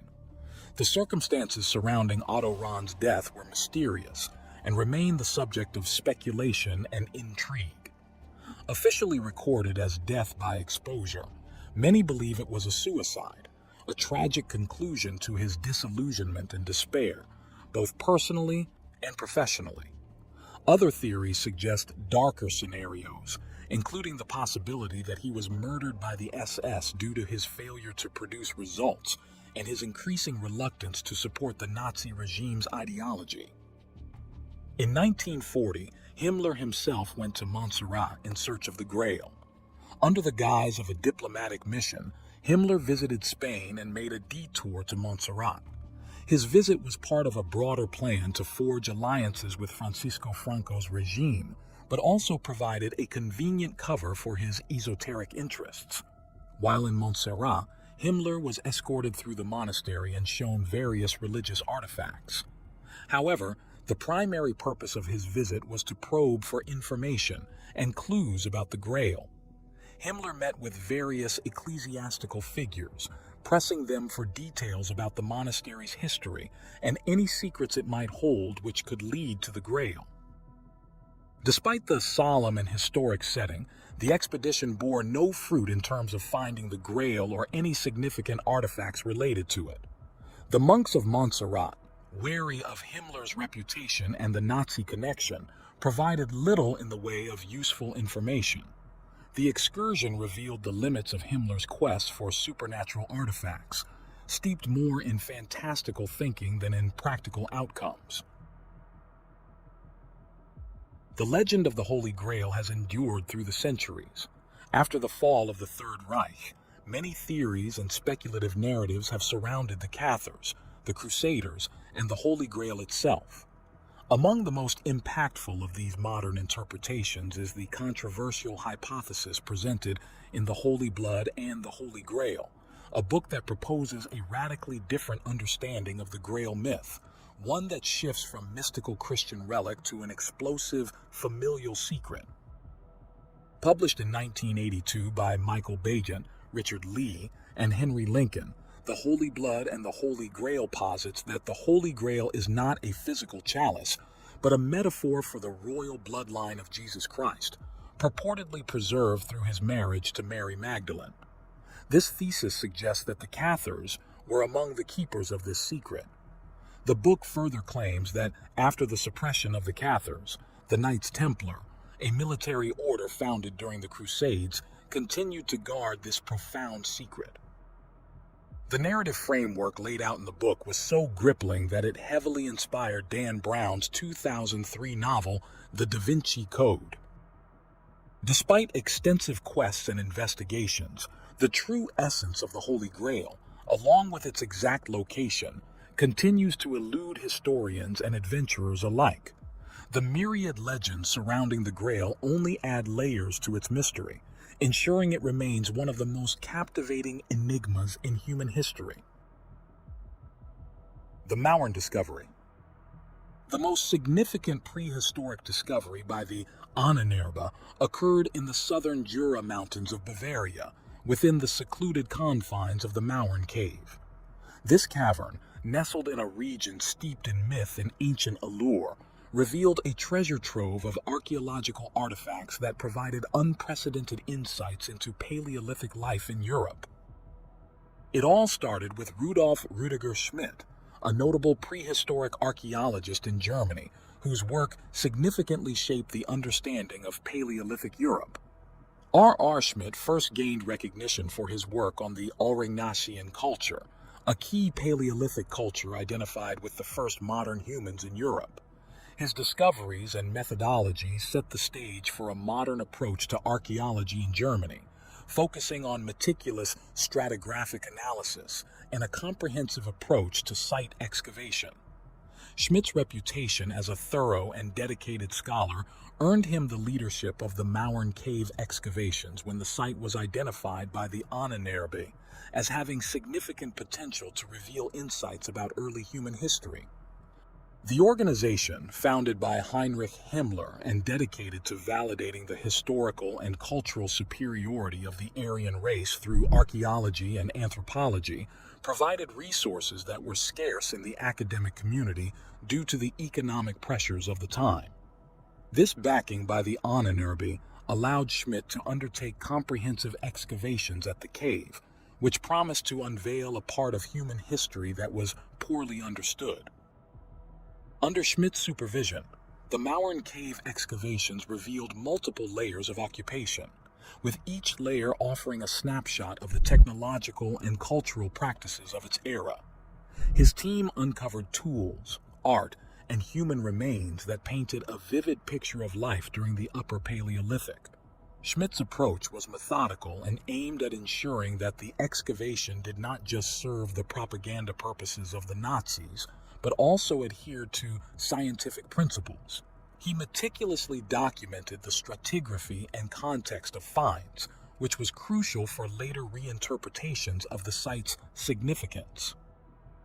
Despite the scientific rigor Schmidt applied to his work, his association with the Ahnenerbe meant that the findings were used by the Nazi regime to promote their ideological agenda. Schmidt, like many other scientists of his time, found himself in a complex position, balancing professional integrity and the increasingly invasive demands of Nazi politics. His involvement with the Ahnenerbe, while initially a means to pursue genuine archaeological inquiry, became problematic as the regime sought to use archaeological narratives to bolster their racial ideologies. In fall 1937, Dr. Asien Boehmers, a Frisian archaeologist who applied to the SS Excavations Department earlier that year, took over the excavation. He made significant discoveries that included mammoth bones, beads crafted from mammoth ivory, and well-crafted stone tools. These finds were attributed to the Cro-Magnon people, modern humans who are named after the Cro-Magnon rock shelter in France, where their skeletal remains were first discovered in 1868. Boehmers postulated that these Cro-Magnon people, known for their anatomical and cognitive modernity, originated in Germany. This theory aligned well with the ultranationalist views of Heinrich Himmler and others in the Nazi regime, who regarded Germany as the cradle of human civilization and advancement. However, Boehmers' conclusions were controversial and diverged from the consensus among most prehistorians of the time, who believed that Cro-Magnon people originated to the east of Germany, a view that is still held in contemporary archaeology. Additionally, Boehmer's belief that Cro-Magnon people evolved from Neanderthals conflicted directly with Himmler's views, which did not support any evolutionary link between modern humans and Neanderthals. This put Boehmer's in a precarious position as he tried to navigate the fraught intersection of science and ideology. Faced with the challenge of reconciling his scientific findings with the political expectations of Nazi leaders, Boehmer's communicated in 1939 with Wolfram Sievers, the managing director of the Ahnenerbe. In his correspondence, Boehmer's professed alignment with the ideological stances of the Reichsfuhrer and the Ahnenerbe on human evolution. This statement was likely a strategic move to maintain his standing and continue his research under the auspices of the Nazi regime, which controlled the resources and institutional support necessary for his work. Post-World War II archaeological activities at Mauern Cave have continued to unearth significant findings that deepen our understanding of early human history in the region. Notably, the discovery of the Venus of Mauern, also known as the Rot von Mauern, marks a standout find from the site. This Venus figurine, found in 1948 and dating back approximately 27,000 years, is crafted from limestone and colored with red ochre. It was uncovered by Lothar Zatz during his excavations that spanned several periods from the late 1940s through to the mid-1970s. These excavations revealed a rich array of artifacts and environmental data, including bone fragments from mammoths, cave bears, woolly rhinoceroses, reindeer, and other fauna. Additionally, high-quality leaf-shaped points typical of Neanderthal Mousterian tools were found, suggesting a long period of habitation by Neanderthal groups prior to Cro-Magnon occupation.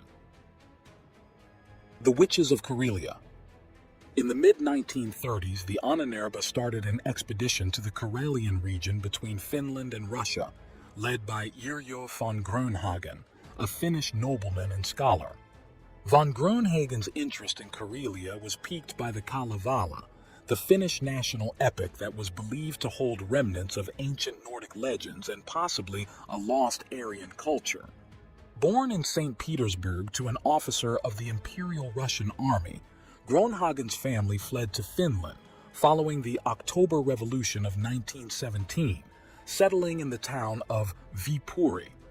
After graduating from the University of Helsinki, Grönhagen furthered his studies at the Sorbonne in Paris. It was during his unique hike from Paris to Helsinki, where he practiced practical sociology by collecting greetings in his diary from those he met, that Grönhagen's path took a significant turn. This journey led him to Germany, where his articles on the Finnish Kalevala caught the attention of influential Nazis, including Himmler himself. The Kalevala was compiled from ancient oral folklore and mythology, begins with the traditional Finnish creation myth, leading into a series of interlocking tales with a wide array of characters and themes, many of which are similar to those found in Norse mythology. Yrjö von Grönhagen wrote extensively on the Kalevala's potential to reveal an ancient, noble past that he believed was connected to the broader Aryan mythos favored by Nazi ideology. Von Grönhagen argued that the Finnish people, through the sagas of the Kalevala, were descendants of ancient Proto-Aryans. This notion was particularly appealing to Himmler and the Nazi leadership, who were obsessed with ancient history and mythology as a means to legitimize their racial policies. The epic, with its themes of magic, heroic deeds, and a mystical connection to nature, provided a culturally rich tapestry that the Nazis could use to link the Finns, and by extension, other Nordic peoples, to the Aryan race. After publishing his thoughts, von Grönhagen caught the attention of Heinrich Himmler, who was deeply engrossed in mythological research with an agenda to affirm the supremacy of the Aryan race. Himmler's fascination with these ancient tales led him to sanction the Karelian expedition, tasked with documenting pagan practices and folklore that could support Nazi ideologies of racial purity and historical dominance. But that's not all. This region, seemingly frozen in time, was steeped in legends of witches and sorcerers who could perform dark magic. The expedition, under the leadership of Groenhagen, departed in June 1936. He was accompanied by Fritz Bose, a Nazi musicologist, and a Finnish illustrator named Ola Forsell. One of the expedition's first successes was with an old traditional bard singer named Teimo Lipitse, whose mastery of the cantil, an ancient stringed instrument, fascinated Himmler. Remarkably, Teimo Lipitse knew a song that bore a striking resemblance to one found in the Kalevala, even though he had no knowledge of the book itself. This fueled Himmler's belief that the Finns and Germans were once one nation, descendants of the great Aryans he imagined ruled the world. Teimo Lipitse was a man who lived remotely, secluded from the bustling advances of modern civilization, his life rhythms attuned to the natural world around him. Nestled in the dense forests of Karelia, his cottage was a living museum of ancient Karelian culture, filled with artifacts and instruments that echoed the region's pagan past. The cantil, played by Teimo, was particularly significant for the expedition. This stringed instrument, believed to be of great antiquity, held a special place in Karelian musical traditions. Its sounds were thought to mimic the natural harmonies of the forest, from the whisper of the wind through the trees to the gentle flow of rivers. Armed with state-of-the-art German recording equipment, the team meticulously documented Teimo's performances. Convinced of the instrument's ancient Germanic origins, Himmler ordered several cantils for the SS to study. It is also reported that Himmler even kept a picture of Teimo in his study. Later, in Tolvajärvi, the team photographed and recorded Hannes Vornanen, another traditional bard singer. The team was eager to document Vornanen's performances, hoping to capture the essence of Karelian musical tradition as authentically as possible. They recorded several of his performances, focusing particularly on his use of the cantel, which he played with a virtuosity that breathed life into the ancient melodies. Perhaps the most mysterious encounter of the expedition was not with a bard, but with an actual pagan Finnish witch that, according to the locals, could perform dark magic and summon spirits. Miron Aku lived in a modest hut, surrounded by the lush wilderness that seemed to echo her connection to the ancient world. When the team led by Uriel von Groenhagen arrived, they found her foraging for mushrooms near her home. According to local lore, Miron Aku was not only skilled in herbalism, but also possessed the rare ability to communicate with the spirit world, a talent that had long positioned her as a bridge between the villagers and their ancestral past. Groenhagen and his team were both taken aback and intrigued when Miron Aku greeted them with a chilling revelation. She had foreseen their arrival 3 days before they came. This foreknowledge lent an air of inevitability and mysticism to the encounter, reinforcing her status as a true seer. She told them that she knew they were coming, and that they were coming to steal her powers. Groenhagen was fascinated by her, and he believed she was one of these famed ancient pagan witches lost in time in the depths of the Karelian forest. The team persuaded her to perform a ritual for the camera and tape recorder in which she could summon the spirits of ancestors and divine future events.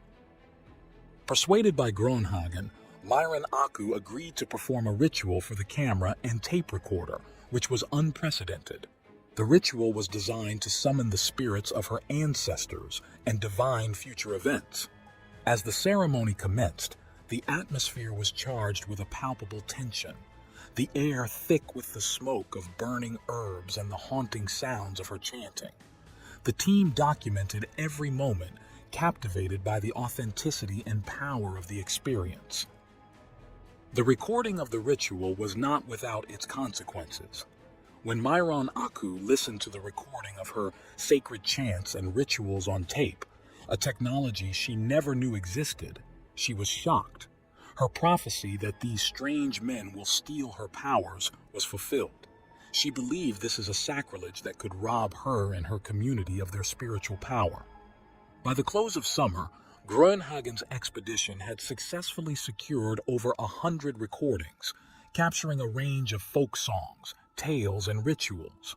Far from being mere artifacts of a vanishing culture, these recordings were viewed as crucial elements of a larger puzzle. Himmler saw them as keys to unlocking the secrets of the region's ancient past. Back in Berlin, anticipation was high among the SS ranks, who were convinced that the distilled wisdom of ancient Karelia could be turned into a tool to advance the ideologies and objectives of the Third Reich. The Spear of Destiny. The Holy Lance, also known as the Lance of Longinus and the Spear of Destiny, has captivated the imaginations and spiritual beliefs of people across the world for centuries. It stands among the most renowned relics associated with the crucifixion of Jesus Christ, akin to the crown of thorns, the true cross, and the nails used in the crucifixion. For centuries, it was highly coveted by medieval rulers, and even by Adolf Hitler himself, who sought it as a keystone of his Third Reich. Some of this stuff is taken very seriously by those who believe that the spear does indeed have magic powers and was indeed used by the Nazis as some kind of weapon.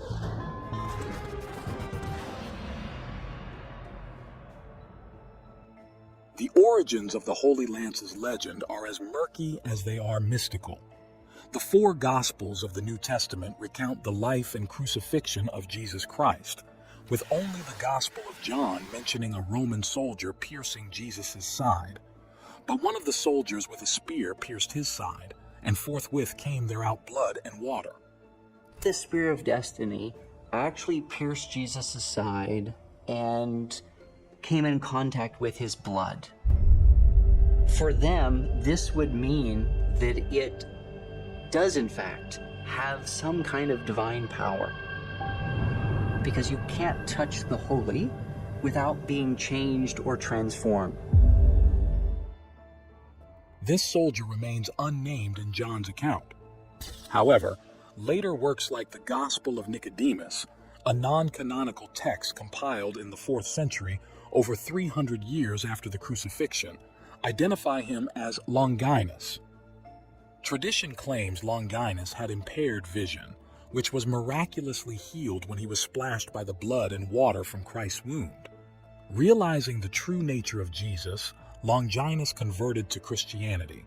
He is even believed to be the same centurion mentioned in the Gospels of Matthew, Mark, and Luke, who declared, "Truly, this was the Son of God."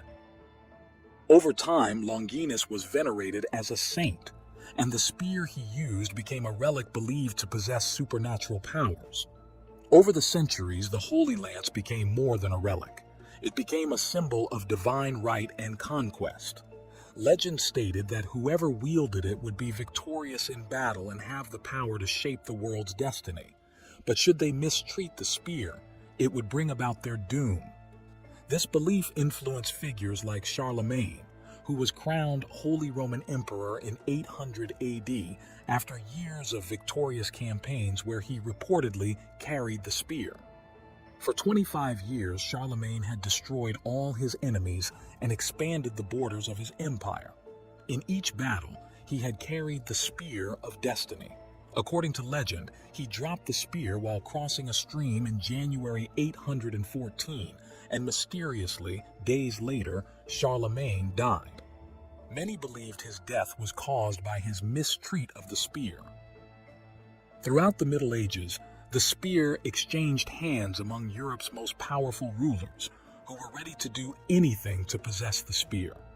In the 10th century, King Henry the Fowler, a Frankish king, traded the strategically significant Basel region in Switzerland with King Rudolph II of Burgundy in return for the Spear of Destiny. Henry used this acquisition to significantly expand his territories, conquering the Lotharingians and Danes to the north and the Magyars and Slavs to the east.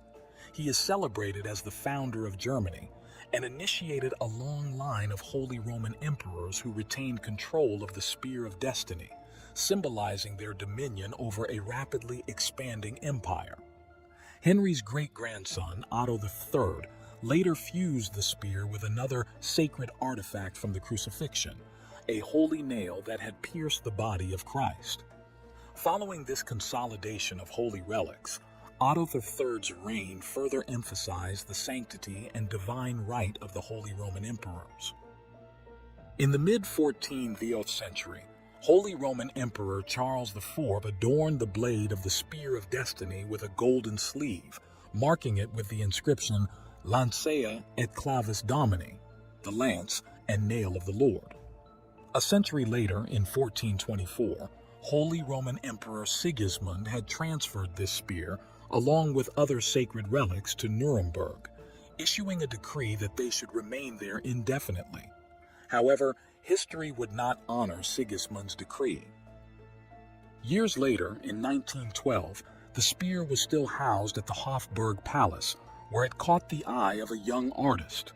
This artist, deeply moved by a performance of Richard Wagner's opera Parsifal, where the spear is integral to the drama, vowed to one day claim the artifact for himself. That artist was none other than Adolf Hitler, whose future would be inextricably linked to the legacy and mythos of the Spear of Destiny. In 1938, the Nazis annexed Austria into the Third Reich. This bold move was part of Adolf Hitler's larger vision of uniting all German-speaking people under one expansive Reich.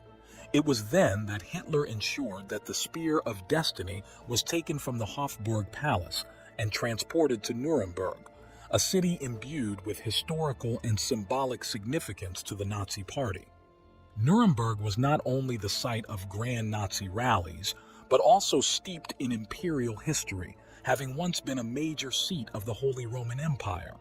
By placing the spear there, Hitler sought to evoke the grandeur of past empires and align the Third Reich with a lineage of power stretching back centuries. The spear became a feature in Nazi displays, paraded as a talisman that signified Germany's rightful dominion and the divine legitimacy of their rule. However, some believe that Hitler's interest in the spear was only for his symbolic value. Heinrich Himmler was the man who was more influenced by the esoteric and occult beliefs, which were woven into the fabric of Nazi ideology, and he was the man that believed most in the spear's supernatural powers. In fact, Himmler even believed he was the reincarnation of Henry the Fowler, and conducting obscure SS rituals with the spear. Yet, despite possessing the spear, the Nazis did not wield it in battle as Charlemagne or other medieval kings supposedly had. Some historians argue that Hitler, despite being raised Catholic, was deeply cynical about Christianity and viewed it as incompatible with his vision for the Aryan state. As World War II raged on, the spear was stored in a fortified bunker in Nuremberg to protect it from Allied bombings. However, as the war turned against Germany and the Allied forces closed in, panic and disarray swept through the Nazi leadership. When the Allies entered Berlin, they found the Spear of Destiny abandoned and neglected by the Nazis. The date they found it was April 30th, 1945, the same day Hitler died.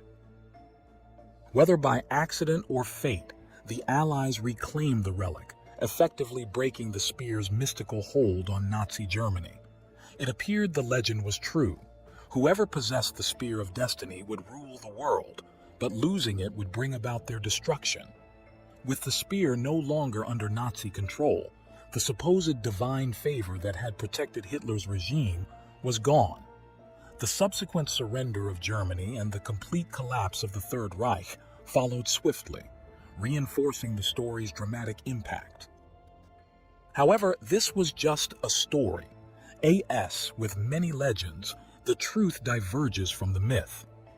During the Second World War, the Spear of Destiny was actually secured in a specially constructed bunker beneath Nuremberg. When Allied forces finally stormed Nuremberg, they discovered the hidden bunker. However, to their surprise, the Spear of Destiny was not there. Unknown to them at the time, Heinrich Himmler, head of the SS and an avid believer in the occult, had ordered the spear to be moved and hidden in an even more secure location. Himmler intended for the relic to be a cornerstone for a potential resurgence of the Nazi regime, in his view, reverse Germany's crushing defeat.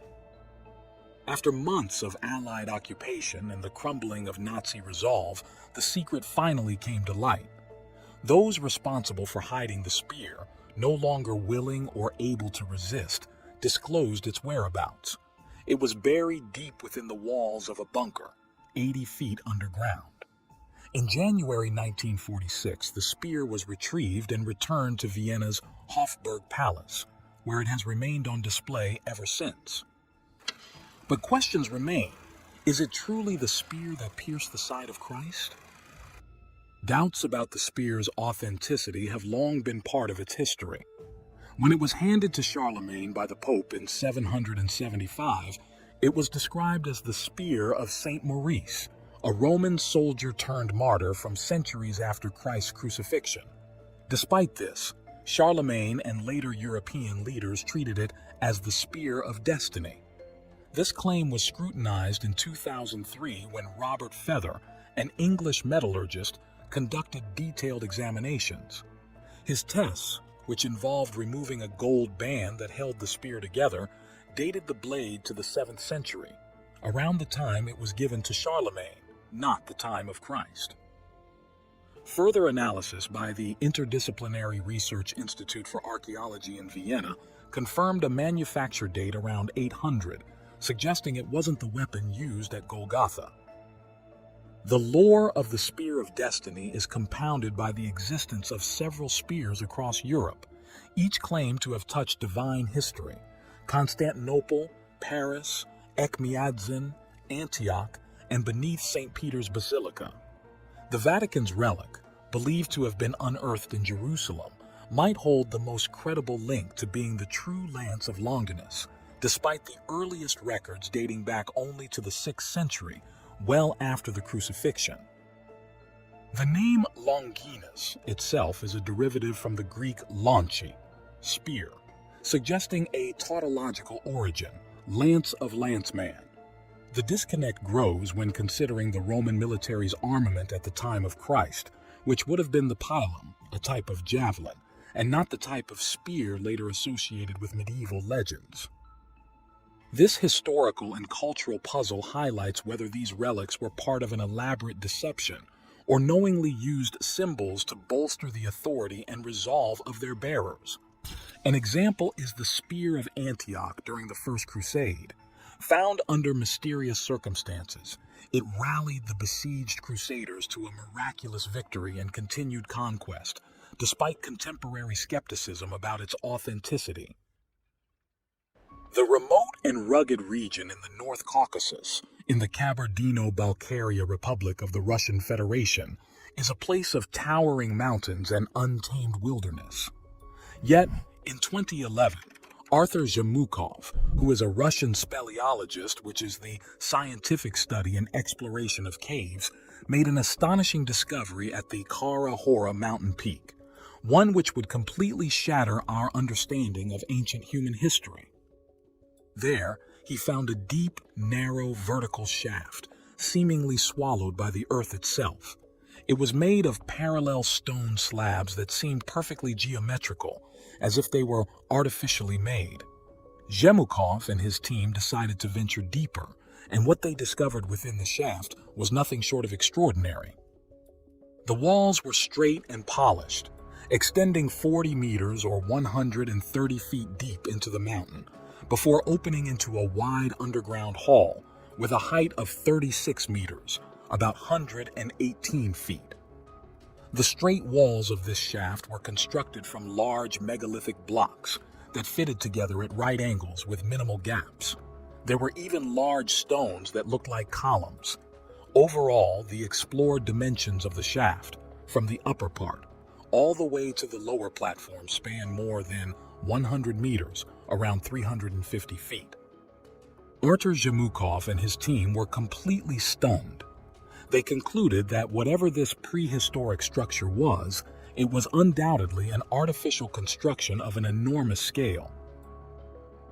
They found perfectly straight and polished narrow walls that go 40 meters deep into the mountain. Arthur Zemikoff noted that the polished walls made of megalithic blocks were very similar to those found at the shafts of the Egyptian pyramids, precisely the Grand Gallery at the Pyramid of Khufu, the blocks of which are approximately the same size. And like the advanced ancient structures of Egypt, this ancient gallery also most likely served some kind of advanced technological function and was probably part of a larger structure. It took more than an hour for the expedition to even reach the bottom of the structure, which requires extensive climbing experience and endurance. And it's believed that there are additional chambers and channels that go much deeper underground, which are still undiscovered. Due to the colossal size of the underground shaft, only a small part of it is explored. The climbers advanced 100 meters deeper, and they ran into narrow passages in which they couldn't enter. The team concluded that this structure, whatever it was indeed man-made, as there were no analogs anywhere among other cave systems in the world, especially caves possessing polished flat parallel walls, rectangular blocks with straight edges, the presence of what seemed like a solution between the perfect fittings of the blocks and the absence of oblique cracks characteristic of tuff. But how is this possible? How could gigantic 200-ton perfectly flat stone blocks be assembled with such precision into such a narrow shaft deep underground? What kind of technology was used for the construction of the Kara shaft? Additional expeditions inside the shaft were made by Vadim Chernobrov, head of the Kosmopoisk, which is an organization that researches different anomalies in Russia. Vadim and his team, together with Arthur Zemikoff, climbed inside the shaft and filmed the experience for a documentary featured on Russian TV. Chernobrov even mapped the discovered parts of the shaft, carefully measuring the dimensions and scale of the site. Here is a photo of the map made by Chernobrov. As you can see, this does not look like any other known cave anywhere in the world. And here we can see a 3D demonstration of the shaft from the channel of Vladislav's Guska, where the site is placed next to a Soviet space rocket. It certainly looks more like an artificial structure rather than a natural cave. Moreover, who knows how deep it actually goes and what else is hiding underground? But if this is an advanced prehistoric man-made construction, what was its purpose? There were various theories. According to Vadim Chernobrov, this was a man-made structure which was not intended for human habitation due to the narrow passages, where even a child cannot squeeze through, together with the numerous tiny holes where a human hand can hardly fit. He noted that each such mini cavity goes far into the depths where even the lights from the flashlights do not reach the bottom. This led him to believe that this structure had a technological purpose. He noted that the mysterious cavities inside the Egyptian pyramids, which he visited numerous times, were also not intended for the movement of people and served some kind of technological purpose, just like the Kora Hora shaft. The sophisticated shafts we find in Egypt also lead deep underground, and they often lead to chambers with unknown purposes. No one knows what they were used for, but they're clearly not meant to be traversed by humans, as there are no ladders, stairs, or any other method to climb inside them. There are no burn marks on the walls from torchlights, meaning there wasn't any visibility inside, and there aren't any hieroglyphs, artifacts, or anything else that can indicate human presence or a cultural and religious purpose. It seemed the intent of these systems was purely practical, yet unknown to us. Vadim Chernobrov could only speculate, saying it could have been some kind of plant, a part of an advanced ancient factory or some kind of resonator. He said it could be a device for seismological research or even an ancient energy generator. Other researchers brought different theories, believing this was the underground part of a long-lost pyramid that once stood on the surface of the mountain, which is now long gone. Climbers who went inside believed the place served some sort of ventilation purpose, as they noted that there was a constant flow of air circulating and coming from beneath. Despite all the different theories, everyone who climbed inside the cave agreed that this structure, whatever it was certainly artificially created. But if this really was part of an advanced underground complex built by a prehistoric civilization, how is it possible that no one had ever heard anything about such civilization in the region? Well, the thing is, there were certain people who knew about the underground structure, many decades before Arthur Gemukov actually discovered it. In fact, Arthur Gemukov didn't discover the shaft by pure luck or accident. He had been searching for it for many years. Gemukov was studying the documents and traces left by the Nazi Germans during World War II. Hitler, along with several other high-ranking Nazi officials, was deeply influenced by the occult. These beliefs were intertwined with the ideology of the Thule Society, an esoteric group that sought to explore and revive ancient Aryan traditions.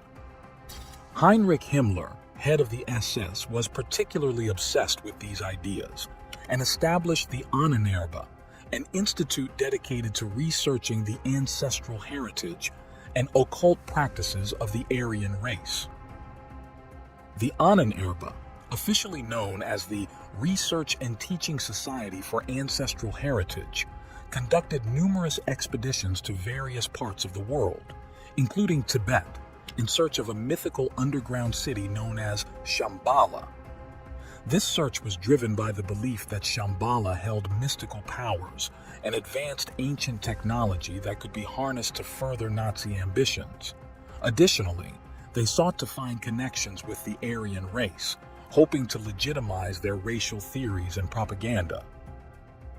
In 1938 to 1939, an expedition led by SS officer Ernst Schaefer was sent to Tibet under the guise of scientific research. While the primary stated goals were anthropological and botanical studies, there was a covert mission to investigate the myths of Shambhala and uncover any potential ancient knowledge or artifacts that could aid the Nazi cause. In the summer of 1942, the German military launched Operation Edelweiss, a major offensive aimed at capturing the oil-rich regions of the Caucasus, particularly the Baku oil fields in Azerbaijan. Securing these resources was crucial for the German war effort, as oil was essential for fueling the Wehrmacht's operations. The offensive was part of a broader strategy to deprive the Soviet Union of its vital resources and to gain a strategic foothold in the region. Beyond the immediate military objectives, the Nazis harbored ideological interests in the Caucasus.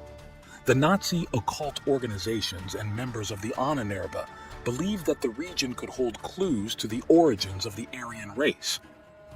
They speculated that ancient Aryan civilizations have once thrived in the Caucasus, leaving behind traces of their advanced knowledge and culture, including vast underground cities. It appears that the Germans were very close to discovering the Kara Hora underground shaft, as in very close proximity to the entrance of the shaft, on top of the mountain, there was a swastika carved on a boulder by the Germans. Perhaps the swastika was left as an identification mark by the Nazi researchers who knew they were very close to discovering the underground city of the Aryans. What's even stranger was that a more ancient swastika carving was also found in the region, one which has nothing to do with the Germans. Could this swastika have been left by the advanced ancient civilization that constructed the Kara Hora shaft? Were the Nazis emulating these people with their swastika and ideology? This was how Arthur Gemukov finally discovered the underground complex, not with his knowledge as a speleologist, but with his research into the occult and ancient texts and legends from the region. In fact, he learned that in the North Caucasus, numerous ancient legends about vast underground cities and caves have been passed from generation to generation. Arthur Jemikov believed that his discovery of the Kara shaft was just the beginning, and that there were numerous more remarkable structures and underground cities and complexes hidden in the depths of the mountain. Strangely, just before launching further expeditions in search of these ancient sites, a mysterious tragedy ceased the research. In 2015, Arthur Jemikov was hit by a car, having reported on some important find the day before. But that's not all. Viktor Chernobrov, the founder and leader of the Kosmopoisk organization, who was accompanied by Jemikov in his own expedition to the Kara shaft, also died just 2 years later of cancer. There were also 3 more people associated with the research who also died mysteriously. We can't say if all of these tragedies are just a coincidence or something much more. As of today, there is hardly any information on the Kara shaft or any other expeditions or discoveries in the Caucasus region. The only thing we found were 2 albums from 2017 and 2018 by a man named Alexander Splashnov, who ventured into the region and even climbed inside the Kara shaft. The photographs he made of the Kara shaft are remarkable and showcase the geometrically precise shaft with polished walls and massive megalithic blocks. But that's not all that captured Splashnov's attention. He made numerous photos of interesting things he found in the region around the entrance of the Kara shaft. Here is a photo of the famous swastika left by the Nazi Germans who were researching the area. And here, he photographed an interesting stone, which looks like it has machine marks on it. On this photo, Splashnov captured a stone formation that is almost entirely buried in soil and vegetation, yet looks like it could be part of a man-made structure long forgotten. It looks like the stone features precise cuts and flat surfaces that were artificially modified. And on this section of Kara, it looks like there are massive stone blocks stacked together, with everything below them being buried in the ground. Once again, we can see precise cuts with right angles and flat walls. Take a look at the strange forms of the stone that are still visible. Does this look like a natural formation or an artificially modified stone, part of another megalithic structure? It appears the entire area of Kara is filled with stone blocks that look like they were precisely cut with some sort of machine and probably used for large construction endeavors. Just compare the perfectly flat and polished surface of the block below with the naturally eroded rock above. Could this have been an ancient quarry used by the same prehistoric civilization that built the Kara shaft? Here we can clearly see precise machine marks on the surface of the rock, which were probably left after the extraction of the stone blocks. And look at the precision showcased in this photo, where the rocks are joined perfectly together with almost no gap and exhibit these fascinating shapes. We haven't seen any natural formation that look anything like this. Alexander Splashnov photographed his entire journey entering the Kara shaft, from the site's entrance to his descent down, and all the way to the lowest sectors of the shaft. The photos are of remarkable quality and can be used for further research. The albums, with all of the incredible photos captured by Alexander Splashnov, were uploaded to his page at vk.com, which is a Russian Facebook alternative. We'll leave a link to the albums in the description below if you wish to examine them in more detail. The discovery of the Kara shaft in the North Caucasus by Arthur Jemikov in 2011 has raised profound questions about the ancient human history and the technological capabilities lost in time. The intrigue surrounding the site continues to captivate those who ponder the abilities and knowledge of ancient civilizations. Some believe this is the ultimate proof of a technologically advanced prehistoric civilization, while others believe it is a natural formation. Like we already explained, many of the most active researchers of the site have died, and no news about it has been heard in recent years. The true origin and purpose of the Kara Hora shaft continues to remain a mystery. If one day it is proven to be the product of an advanced ancient civilization, the structure would be one of the largest megalithic sites on Earth.